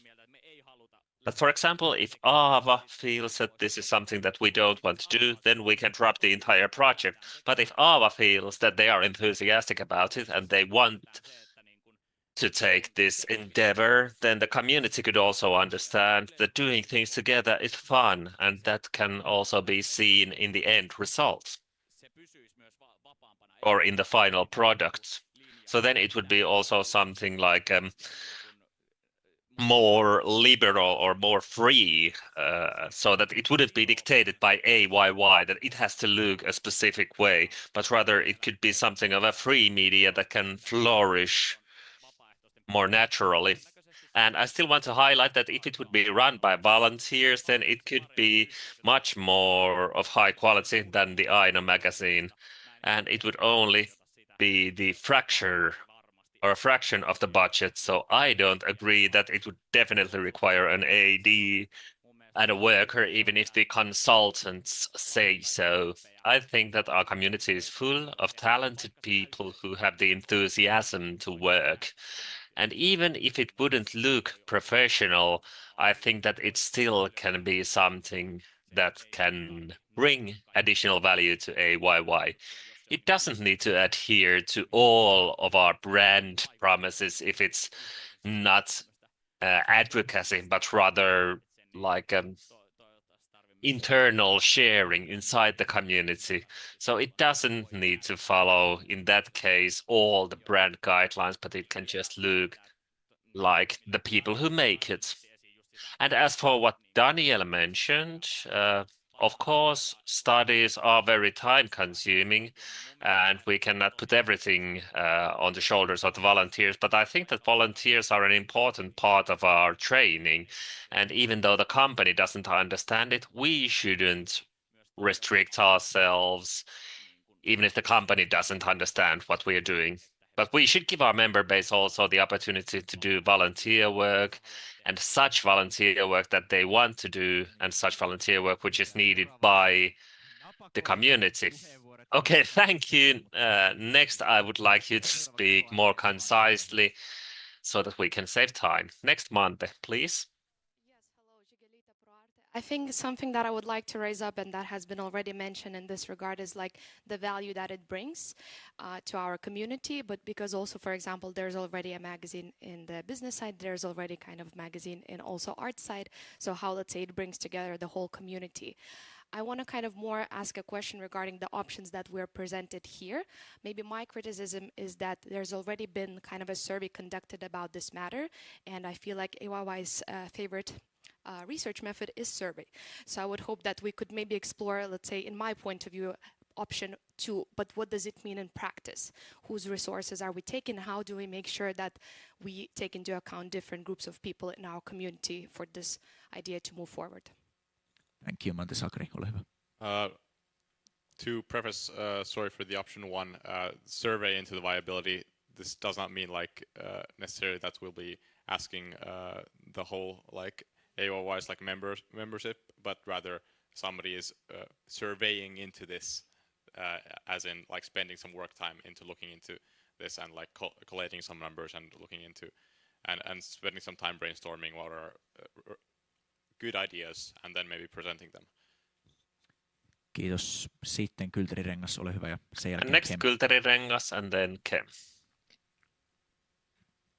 Yes, Niemi Kylteri-Rengas ja mä Niemi luen meidän Kylteri-Rengas ryhmän and I mielipiteitä will tästä read asiasta. our group opinion. Kylteri-Rengas Kylteri-Rengas is against conducting a professional survey on the demand and the viability of the student media.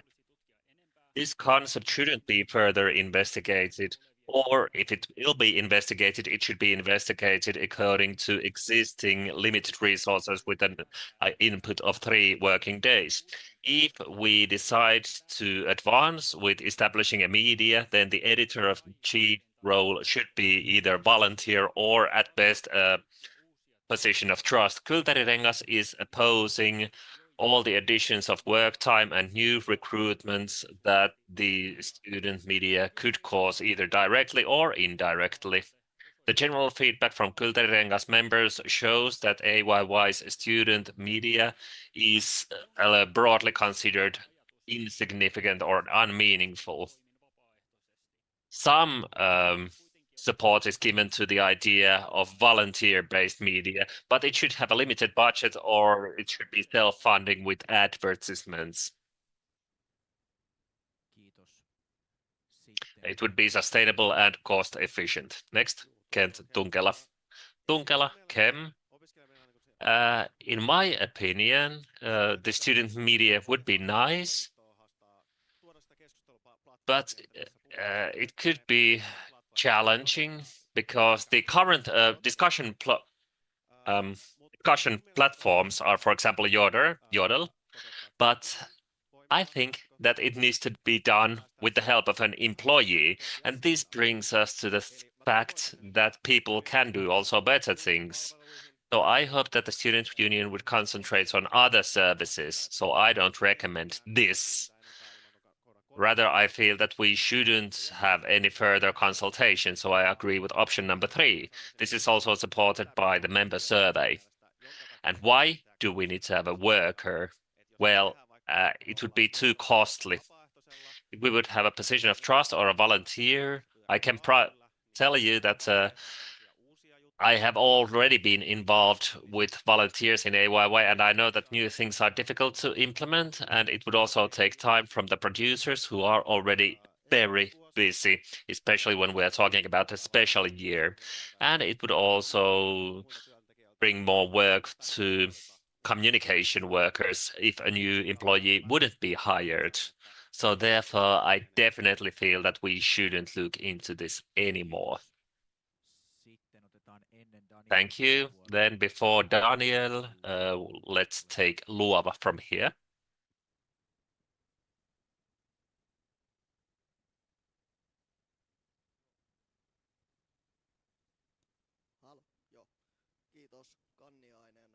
Thank you, Kanniainen from Luova.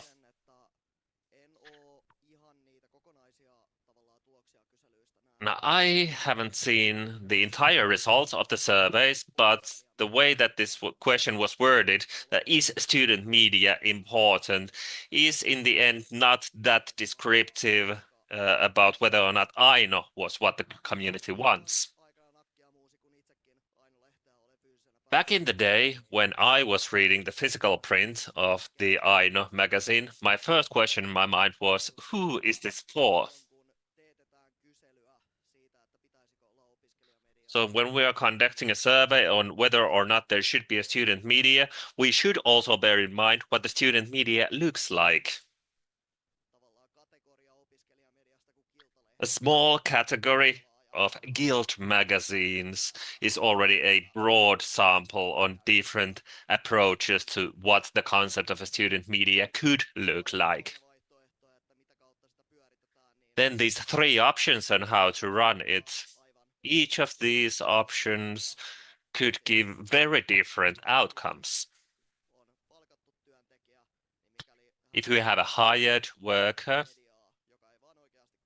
and this worker would be doing a media who wouldn't be interested in it, or anybody would be interested in it, then it wouldn't really do much good.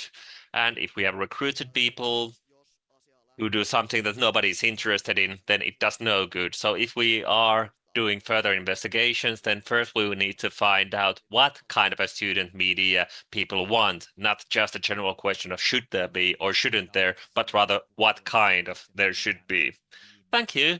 And during the next speaker, we want to get the final request for the floor. But now Daniel. No, first Sakke, then Daniel.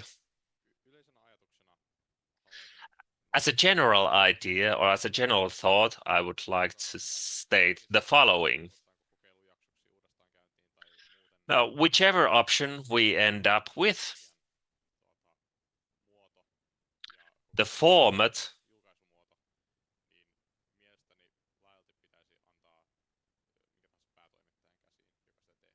I think the format should be decided on by the editor-in-chief.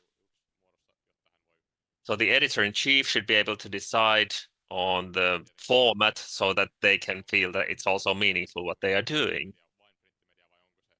So the question of having only print media, only digital media, or some sort of a hybrid, it's of course an important discussion to have. Okay, next, Daniel, go ahead. You're welcome.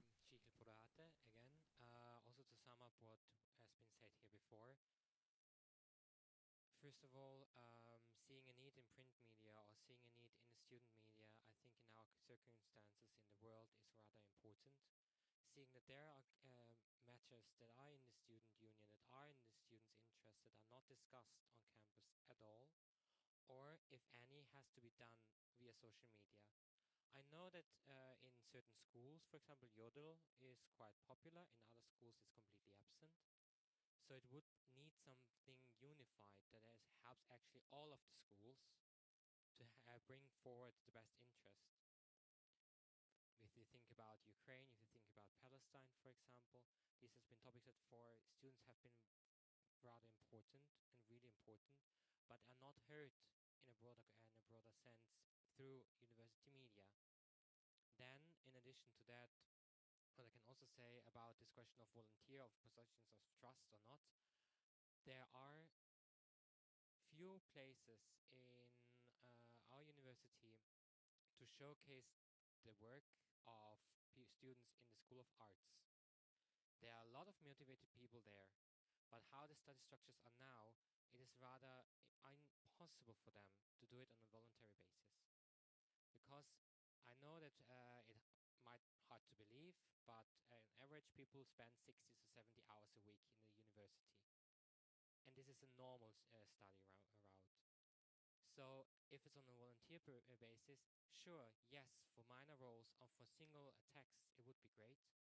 But for bigger work and from the overall reach level, I would agree taking on a position of trust or an employed position should be preferably a student, and that can be made into a requirement that this is a person from the community, but not relying solely on volunteer basis and volunteer services.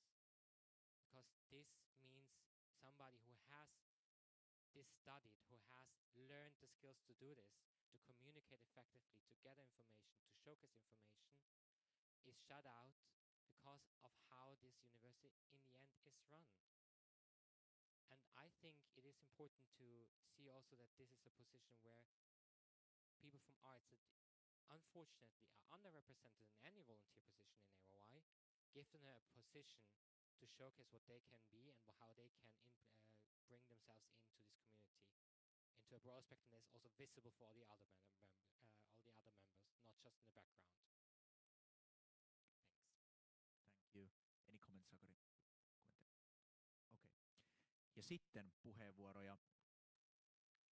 And requests for the floor. Aallon kokoomus, Malkamäki. Malkamäki, Aallon kokoomus. I would just like to fill in or contribute to what Ohtamäki was already speaking in our behalf. We are in favor of the option number 3. And we are not in favor of any sort of additional hirings or recruitments. No further requests for the floor were submitted during Daniel's speech, so it seems that the discussion is over. Thank you, Sakari, and thank you everybody who voiced their opinions. So we will note. Oh no, let's have an advisory vote. Okay. My apologies. We will conduct an advisory vote on the options 1, 2, and 3.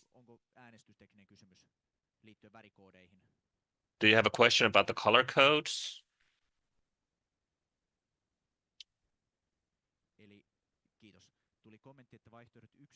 Okay, so there was a comment that option 1 and 2 are too similar. Sakari, do you want to comment on the similarity of the options?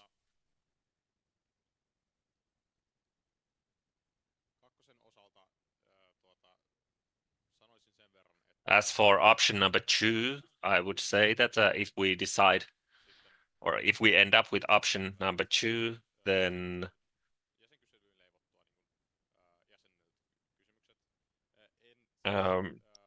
I want us to understand what sort of questions we want to ask from our members. But at this point, I wouldn't say that I want to hire consultant companies to conduct the surveys. But I would say that a work input of over 1 week, more than 1 week, would be what we're talking about if we end up with option number 2. Next, Daniel, please.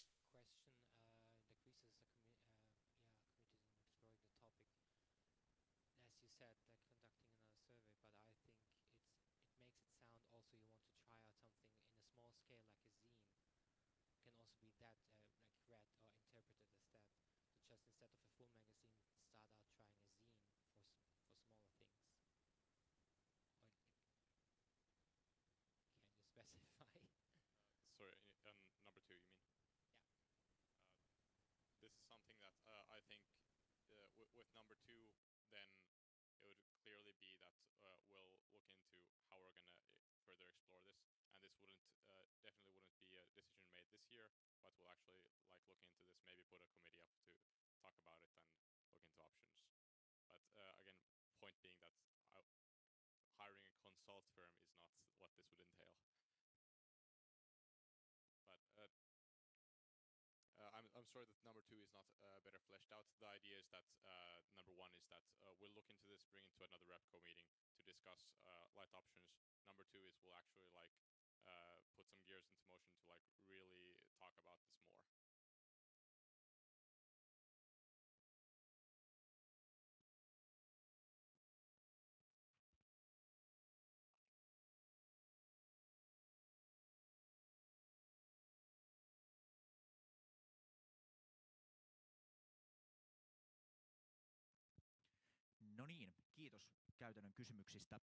So thank you for the practical questions. Now let's have an advisory vote. And I would like to correct myself. Previously, I said that we are voting on these 3 options, but actually we are voting on 2 options.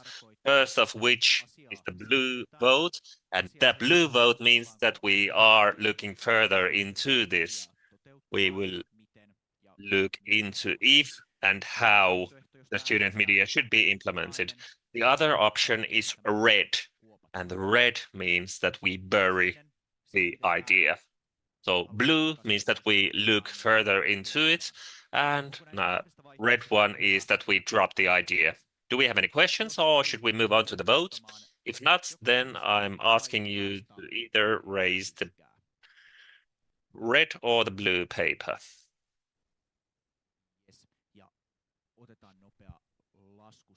let's have a quick count of the votes.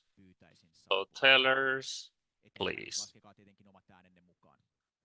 Of course, remember to count your own votes as well.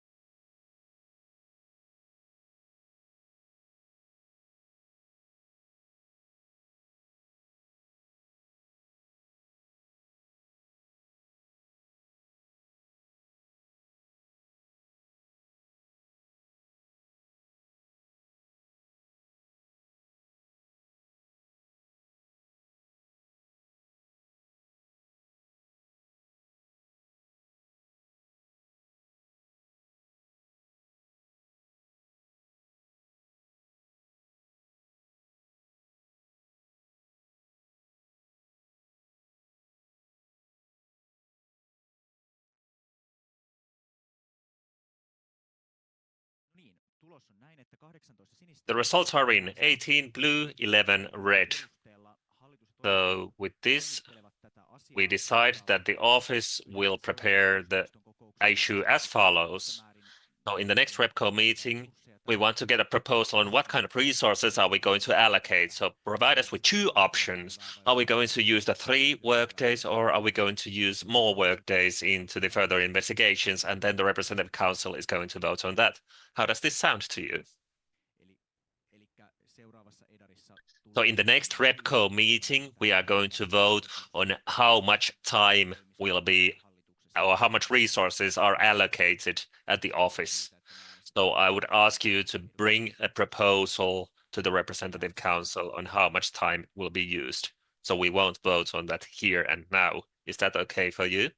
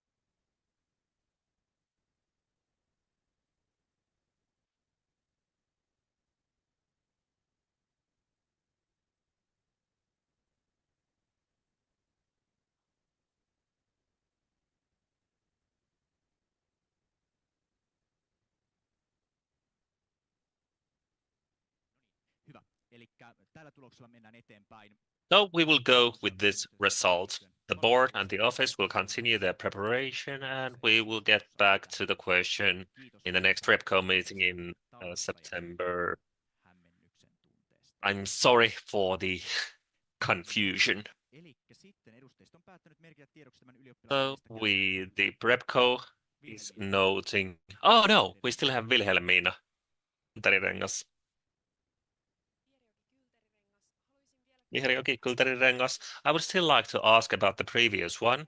Is it true that the next representative council is going to vote on the options on the working hours? But is it also possible to bury this idea in the future? This is what I want to make sure. If we don't get any good suggestions, then is it still possible to bury the idea or drop the idea? Well, now in this representative council, we have already discovered that we want to look into it. So this decision will not be overruled in the next meeting. Instead, in the next meeting, the board is going to give its proposals on how much time we are going to use. Are we going to have an extra additional member survey, or are we going to use another inquiry method? Sakari, do you have anything you want to add?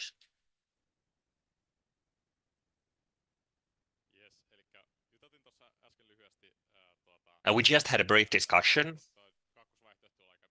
Option number 2 is quite vague.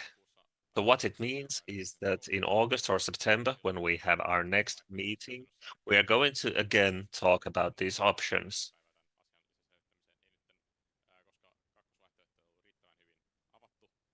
The option number 2 was not elaborate enough. So in next meeting, we are going to talk about the extent, like how extensively do we want to look into the question. But we will just have a brief look at it. And of course, the representative council can always decide that they want to do something or they don't want to do something. They can also break their own rules if they want to, and that is what they sometimes do. And do you have something to add to the issue? Daniel, could you please bring the microphone to Daniel?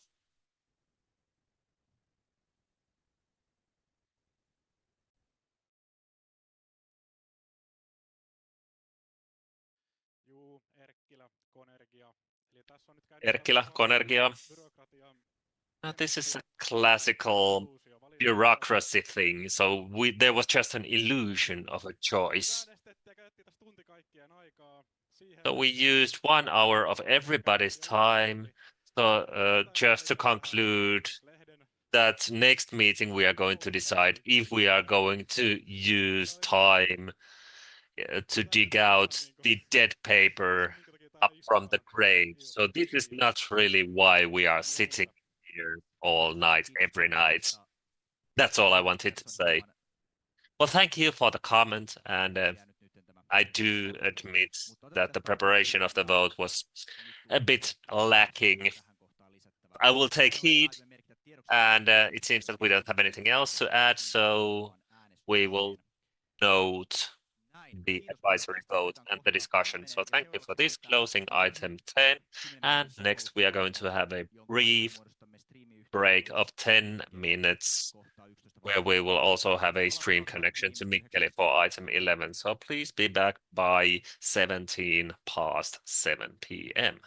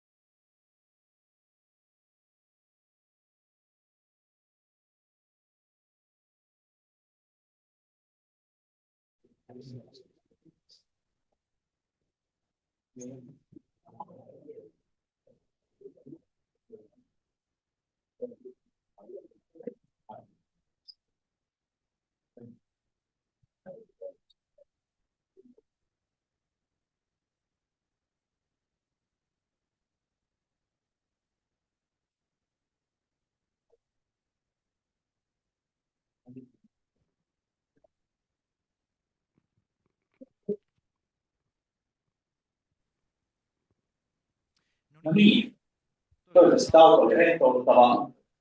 Päästään jatkamaan seuraavaan kohtaan, eli kohtaan 11. Ketään kokousta ja so we'll continue to Sitten item 11. Proppan tulevaisuus ja tämän aiheen meidän Proppa. Jyrkän Elden, ole hyvä. Oh, yes, Mike, you have Daniel. You can also come here. Also, the interpreter apologizes in advance. The sound quality is a bit poor with the remote connection, so. As you and I have realized, there's some fierce discussion in the group chats, and we have unofficially heard today that these Aalto Business Management has done the decision to transfer the program next year fall from Mikkeli to Helsinki. And I came today from the Mikkeli campus indeed, and I just want to quickly briefly summarize how's the feeling and reactions there. And from my perspective, students are still processing the situation. This information has come declared to us with very short notice a couple of weeks ago. There hasn't been time to discuss properly, and unfortunately, Proba was the last organization to hear these plans. Our students' opinions are not being taken into account. Our student body's opinion, Proba's opinion, hasn't been taken into account in the decision making. And unfortunately, there is big questions over the transparency of this whole decision-making process, and students feel strongly excluded from the decision-making process. Also, students feel, Mikkeli students feel that this process hasn't been just and fair towards them. I understand the sensitivity of the issue, but I think having a good discussion in a good faith is very important for our core values of inclusive democratic decision making, for transparency, for the future of also Aalto University and students studying here. Thank you very much. Kiitos paljon. Meillä on myös linjojen päässä Mikkelistä Propan puheenjohtaja Patrik Vilska. Seuraavaksi annan puheenvuoron Patrikille. Ole hyvä, Patrik. Kiitos puheenjohtaja ja arvoisa edustajisto. Mä oon tosiaan Patrik, puheenjohtaja Propaa kansainvälisen liiketoiminnan kandidaattiohjelman ainejärjestöä.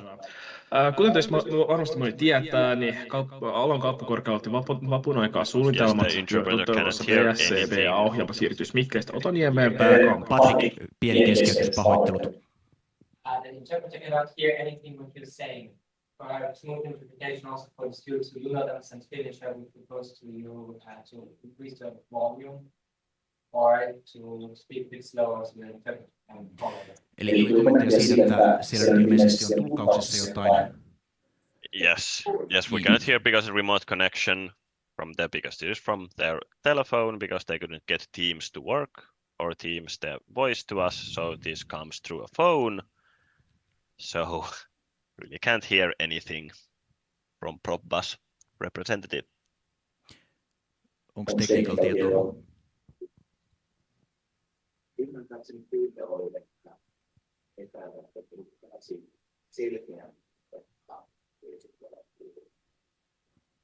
Kyllä, onko teillä tietoa, että onko tulkit nyt tietoisia tästä? No niin, hyvä. No niin, okei. Joo, eli kyllä tähän salin äänentoistoon niin volyymi on hieman hiljainen, mutta koitetaan pärjätä tällä. Tähänkin kuuluu nyt ihan hyvin. Jes, ole hyvä Patrik, voit jatkaa. Tosiaan, kuten moni teistä varmasti tietää, niin vapun aikaan aloitettiin suunnitelmat kauppakorkean puolella, jolloin BSC-BA-ohjelma siirtyisi Mikkelistä Otaniemeen pääkampukselle. Meidän ohjelma on toiminut Mikkelistä vuodesta 1989 asti, ja me ollaan varsin ainutlaatuisia siinä. Me opiskellaan 3 viikon intensiivimoduuleissa täällä Mikkelissä, ja me ollaan opintojen 3. vuotena ulkomailla pakollisessa vaihdossa, ja sitten maisterit mennään suorittaa Otaniemeen. Mutta tarkemmin tästä prosessista, niin mulle tuli kauppakorkean dekaani 29. huhtikuuta kertomaan, että kauppakorkea olisi aloittamassa muutosneuvottelut, ja niiden päättyessä lyötäisiin lukkoon, että meidän ohjelma muuttaisi Otaniemeen. Meillä ei ollut mitään osallisuutta tässä päätöksenteossa, meille ei informoitu etukäteen millään tasolla, eikä meidän koulun henkilökunta saanut puhua meille asiasta ollenkaan. Meillä annettiin ensiksi perusteluiksi, että olisi taloudelliset syyt, ja tämän kampus oli jo ennen mun hallituksen valintaa aloittanut leikkaustoimia ja aloittanut valmistelut varainkeruuta varten, mutta ne yllättävästi käskettiin jäädytettäväksi kauppakorkean puolelta. Olemme myös saaneet tietää, että eri sidosryhmille on annettu eri perusteluita sille, että miksi se muutetaan. Oli se taloudellinen tai strateginen syy tai molemmat. Mutta tarina on jatkuvasti vaihtunut, eikä ole tullut mitään yhtenäistä viestiä kauppakorkean puolelta. Me tiedetään myös, että Mikkelin kaupunki on valmiina erittäin voimakkaasti tukemaan taloudellisesti meidän ohjelmaa, sillä mikäli me lähdetään täältä, niin se tuottaa kaupungille tappiota yli 2 miljoonaa euroa vuodessa. Me saatiin kauppakorkean edustajia lopulta linjoille puhumaan meidän opiskelijoille, mutta siitä tuli hyvin selkeästi esille se, että me saatiin tyhjiä vastauksia, eikä tätä prosessia oltu pitkälle pohdittu, minne me mahduttaisiin, miten kävisi meidän ohjelman rakenteelle tai mitä meidän opiskelijat olivat tästä asiasta mieltä. Meillä on hyvin tiivis yhteisö, meillä on alumniverkosto vahva ja aktiivinen, ja meillä valmistuu lähes jokainen opiskelija tavoiteajassa. Ja me tiedetään meidän omista mittauksista, että yli 60% opiskelijoista vastustaa tätä muutosta ja lähes jokainen alumni vastustaa. Se on ollut siis harvinaisen harmillista, kun meidän yhteisön sekä kampuksen henkilökunnan päältä on tallottu saadakseen tämä muutos runnottua läpi. Ja mä sain tuossa iltapäivällä tänään viestin, että tämä päätös olisi lopullisesti mennyt läpi ja me muutettaisiin Otaniemeen syksyllä 2026. Ja tämäkään tieto ei tullut suoraan kauppakorkeakoululta, vaan muita reittejä kautta. Ja tähänkin väliin hyvä mainita se, että muun muassa neuvoston puheenjohtajista, niin mä olin viimeinen, joka sai tietää tästä muutoksesta. Eli meidän suuntaan on ollut harvinaisen sumutettu tämä informaation jakaminen, ei ollut mitään informaation kulkua meidän suuntaan, kunnes päätös oli jo käytännössä lukittu ja alettiin vaatimaan, että meille puhutaan tästä. Joten kulttuurimme, perinteemme, historiamme, kiinteistömme ja sydämemme on Mikkelissä ja nyt pitäisi vuodessa muuttaa ja säilyttää tämä meidän yhteisö samalla. Pyydän siis, että näissä proballe vaikeissa ajoissa AYY tukee meitä, kun joudumme käymään läpi ainejärjestön historian suurimman muutoksen. Kiitos. Kiitos paljon Patrik ja Gökhan asian esittelemisestä. Etenemme seuraavasti. Sikäli mikäli teillä herää tähän liittyen joko suoria kysymyksiä esittelijöille tai sitten kommentteja, niin niitä voi esittää. Otetaan nyt kiertämällä jokainen ryhmä läpi, joka haluaa tätä asiaa kommentoida tai kysymyksiä esittää. Sieltä ProArte Mante, ole hyvä. Yes, ProArte Mante, go ahead. A technical question, because in this meeting there's a few people who don't speak Finnish, and because we're not able to get the interpretation, would it be possible for someone to summarize the main points in English? Okay, so we're not able to hear Patrik at all? No. Okay. Well, then I would ask Patrik, pystyisitkö tekemään lyhyen yhteenvedon äskeistä puheenvuorostasi englanniksi ja esittämään tästä? Ai niin, teidän puhe kuuluu kyllä saliin, joten pitämään sen perusteella yhteenvedon, mitä haluat sanoa meidän edustajistemme, jotka eivät puhu suomea ja jotka eivät valitettavasti kuule tulkkausta. Because the interpretation did not work. Absolutely, I can do that for you. Apologies, I wasn't aware that there wasn't any interpreting services ready for you at this moment. Otherwise, I would have prepared this in English. But to condense my speech for you, we are business students in Mikkeli International Business, to be exact, and we've been here since 1989. And a single day before Vappu, the dean of the business school came to visit and informed me that we would be moving to the main campus from Mikkeli with zero boarding. After some things were figured out on our end, we found out that the business school had put pressure on our campus to make economic adjustments, and our school had begun doing budget cuts and looking towards different forms of fundraising. But suddenly they were told to freeze all those operations, and weeks after that, we were told that we are moving away and change negotiations begun on our campus. Throughout the process, which has lasted a total of less than 3 weeks, our students were not able to participate in this process at all. We were not listened to, and the practical part of the negotiations started already before we had any chance to comment on it. And not only was the association, but the whole community was kept in the dark about this. And throughout the process, we have not gotten a straight answer that has remained the same about why is this happening. It has consistently changed, and we know that both us and different parties involved are getting a different reasoning for these changes. And finally, now, a few hours ago, I received a message that the decision had gone through and we will officially be moving to Otaniemi in the autumn of 26. And to keep the theme of horrible communication towards students consistent, this information did not come from the business school. So this is a consistent theme of our students being stepped over, our school's faculty being stepped over, and us not being listened to for the sake of goals which have not been sufficiently explained to us either. I would say that's the gist of the point. Kiitos Patrick. Ja nyt siirrytään keskusteluun ja kommentteihin äsken mainituin säännöin. And the interpreter notes that we could hear the previous speech, but not the one in Finnish because it came through a phone. So we can also hear the Mikkeli representative speech in the future. Give hopefully. Some 2 cents from AYY's side. We've been closely involved in this process, and we also got the information just before Vappu that this was going to be taking place, or that there would be change negotiations taking place on the Mikkeli campus.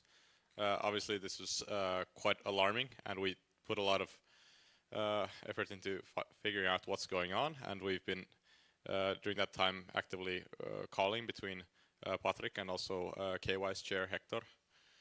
This has also been discussed in KY's representative council meeting last week's Monday, and we've had a lot of discussions and got an audience with the dean for students to ask questions, and like Patrick said, there wasn't really any comprehensive answers there. Just we were able to clarify that this was not a financial, but rather a strategic decision. And after that, had a chance to talk with Ilkka and other school faculty as well on AYY's side. Pretty soon it came clear that there wasn't much that we were able to do to change this. But as this was a completely strategic choice. As for what we'd like to move forward with from going on with this, well, more than anything, make it clear to this university that this is not an okay way to proceed. We have halopets for a reason. Hallinnon opiskelijaedustajat. They're not only meant to be for programs, but also for representing us in things that's because this was sold to at least me that, well, this is just a change in the program location, not the program content, but it's unavoidable that the program content will be changed as well. But we didn't have any halopet representation that had heard of these changes, even behind closed doors as like undisclosed information that they weren't able to share. From our understanding, no one has had any information before they started rolling forwards.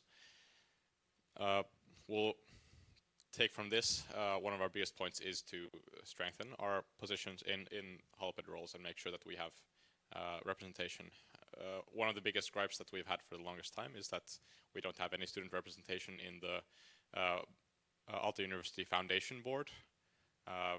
We'll see if we can use this as a talking point to continue those discussions.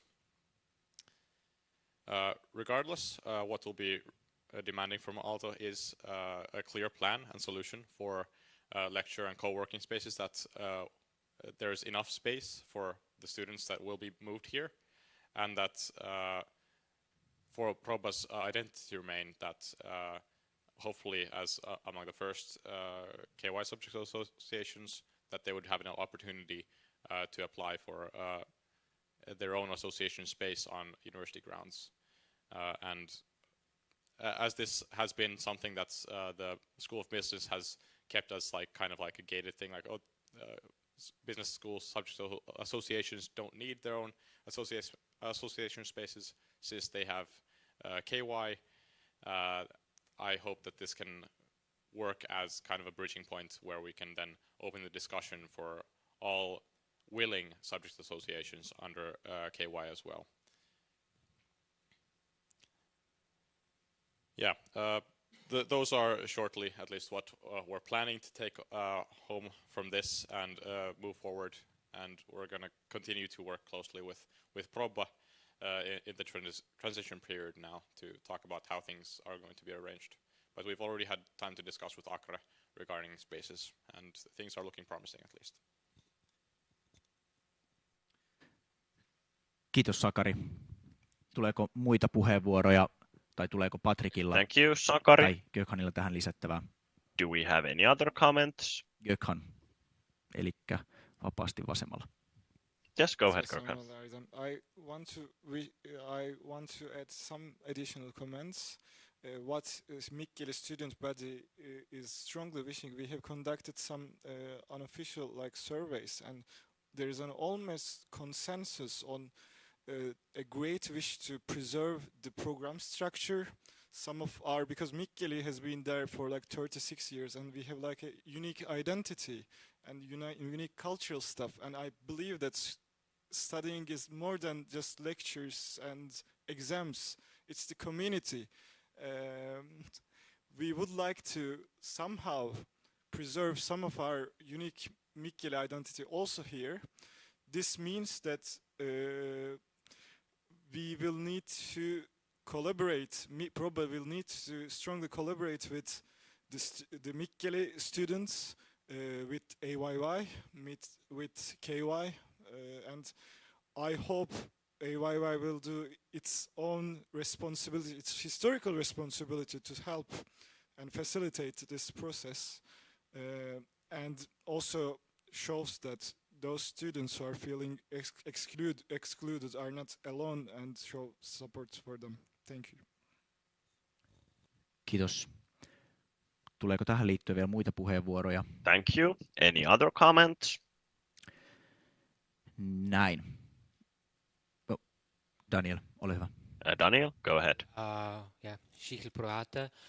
I think this is an unfortunate showcase again of how communication is lacking in a university that is supposed to teach communication. And again, also a sign for independent student media, for people to discuss these kind of things. But besides that, there are a few things that boil my piss, and this is one of them. Just saying it's a strategic decision without elaborating, especially how this decision was made or why this decision was made. Then again, of course, some people and professors in higher committees might have noticed of this change. But also from talking to students, lecturers that are not in the higher levels of management are exactly surprised by this, and hearing from the media that your workplace is closing down, that your workplace is transferred to another place. This does not work. In every other opportunity, in every other workplace, this is a basis for riots. And I think as a university that on one hand tries to strive itself to be one of radical creative and to be open and to be one of the best in the world, this puts them to shame. And I think, especially as a student union and also for member bases, even if you're not part of Mikkeli, even if you have never been there, this is something that you should be very vocal about, regardless of the school, regardless of the management, because this is just one trapdoor into seeing, oh, the students do not react at all. They don't care. It's a minor issue. And this is then the doorway to actually go on with other stuff, to just fall in and then roadblock anything that comes from a student union. So I think this is a wake-up call for everybody of us, that if they want to do something, they are very able to do it within 2 weeks, within anything, noticing anybody. And they know the weak spots in communication. And they are open to exploit it regardless of the consequences. Thanks. Kiitos, Daniel. Sikäli mikäli... Thank you, Daniel. And if we have no more requests for the floor, we can close the discussion. And as I said before, yes, we decided that AYYE will take an active role in cooperation with Proppa and have an active dialogue about things related to the Proppa's future. So we can close item 11 and move to item 12, other business. Thank you very much, Patrick, for joining our meeting. Thank you, Görkan, for also presenting this. Have a very nice rest of the spring.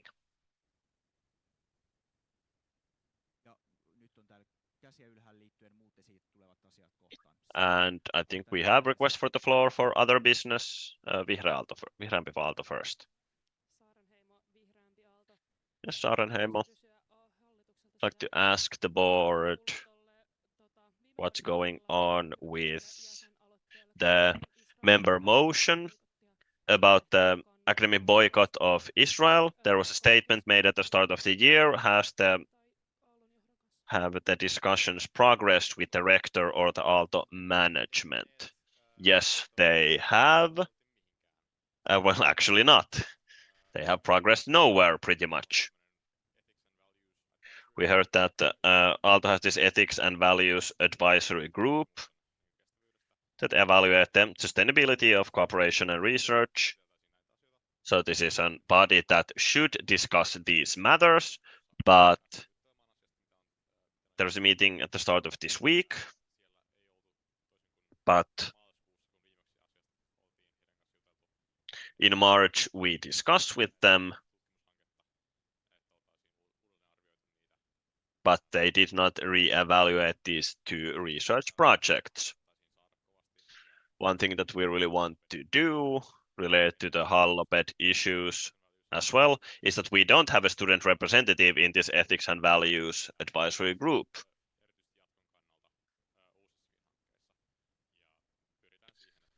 So that's a problem. So we want to have a student representative there as well.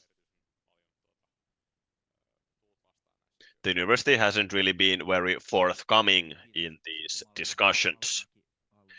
Thank you, Malkamäki, Aalto kokoomus.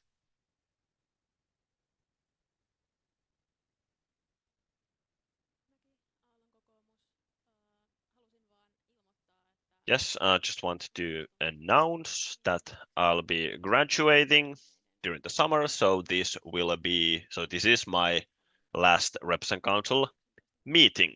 I've been here since 2019. So maybe it's time to move forward. But I'm very grateful for everything I've learned here. I couldn't even imagine all these things that I have learned back when I started. And now I'm also in the Espoo Municipal Council. So it was very rewarding. And I think AYYE is Finland's best student union. So keep up the good work so that it will remain so in the future. And as a humorous side note is that I think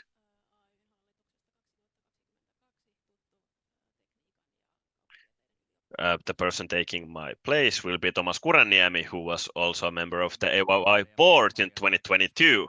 Yes, a round of applause here.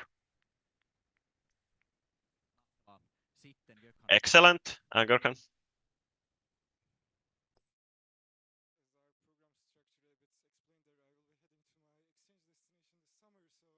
I will have to hand my Repco chair position to some of my colleagues, but I very much thank everyone for like recent 1.5 years. I tried my best to bring my group's opinion, my opinion, Mikkeli's opinion, and I'm really happy to do this with all of the board and the Repco colleagues. Yes, thank you very much, and good luck, guys, for the remaining term. This is not a farewell. We will see hopefully each other next year. Thank you. Hey, thank you, Gökhan, and I will also propose applause for this one too. Thank you. Sitten. And Totti, go ahead.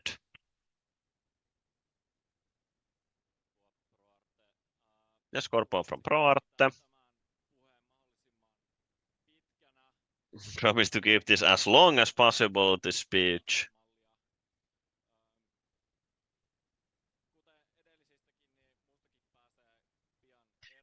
And you will soon be rid of me as well, since I will be a master of arts. Actually, pretty much right after this meeting. So I will have a bit of a more annoying speech than the previous speakers. Many different topics. When I started in 2018, arts had been dragged here, this very far away corner of Finland from 4 different places, and that was horrible, but also in addition to that, the building was very new, just opened the same day. The antiseptic monster. And even the wooden panels just came off all the time. Didn't start very well.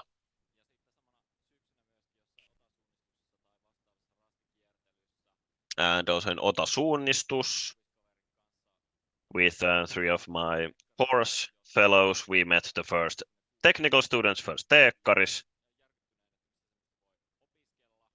When they heard that we're studying, they were shocked and that where can you study arts? And they were even more shocked when they heard that there is this new arts school here.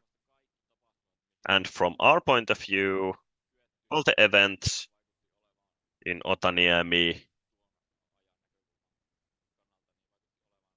seemed kind of two types of events, checkpoints or just sitting still and drinking beer.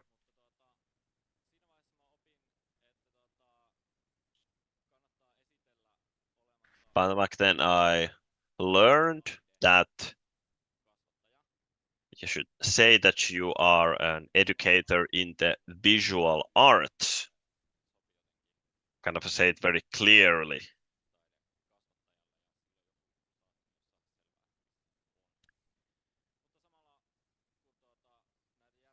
And where there were even more of us, I promised I will never go outside of the arts school, but I failed in that miserably. So even though first I tried to be in the board of our subject organization for the teachers of visual arts, just tried to remain there, but then I just had to use all of our time fighting with the school instead of organizing parties. And these fights caused that I was in very kind of places that sounded dumb. And I know you all hate abbreviations because there are so many of us here in Aalto. So I won't be using them. So the Art Student Union. Yes, many different associations with their full names here. Impossible to translate on the fly.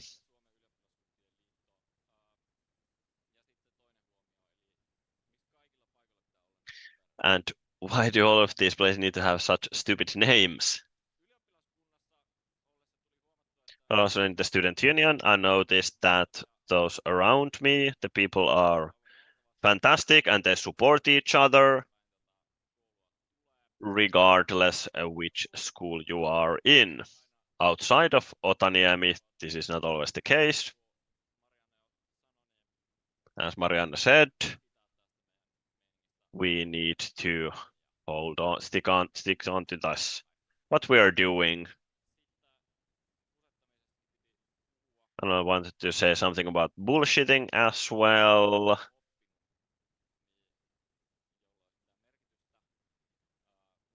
I'm just thinking what I have learned, what kind of meaningful things I've learned that may be useful for me or reps and councils. Well, not much, but kind of learned to bullshit others. Kind of also learned that we are being bullshitted. We try to bullshit others. School or someone else to get credit for something we haven't done.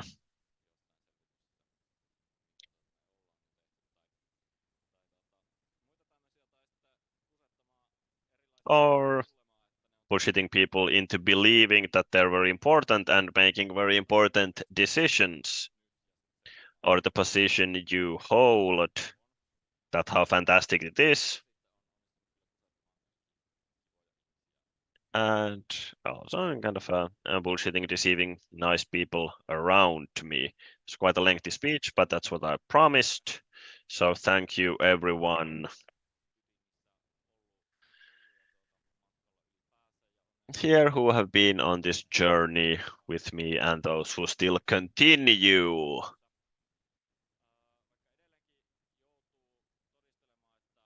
I still will have to kind of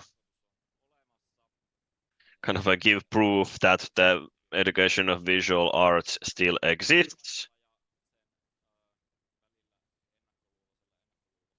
This kind of a place and its unbiased bias has a special place in my heart. And a lecturer of the visual arts who is just about to retire, I'll quote them, said that we have bullshitted people here before, so we'll continue with that. Yes, great. Thank you, Totti. And Kem. Kosonen from Kem. I have a brief speech. I've been here since 2021, first as a regular representative and now as a deputy. So I want to thank the Representative Council for this kind of a fruitful discussion culture. We've heard great speeches. This is also my last meeting because I made the mistake of graduating. So best of luck to Reps and Council for the autumn. Can get at least this student media thing wrapped up. Just best of luck to autumn. Yes, thank you, and a round of applause here as well. Yes, that was the other business. So we can move to item 13, closing the meeting. So we will close the last meeting of the spring at 7:53. So have a great rest of the spring and start of the summer. So I want to thank everyone for this meeting and the speeches. Thank you.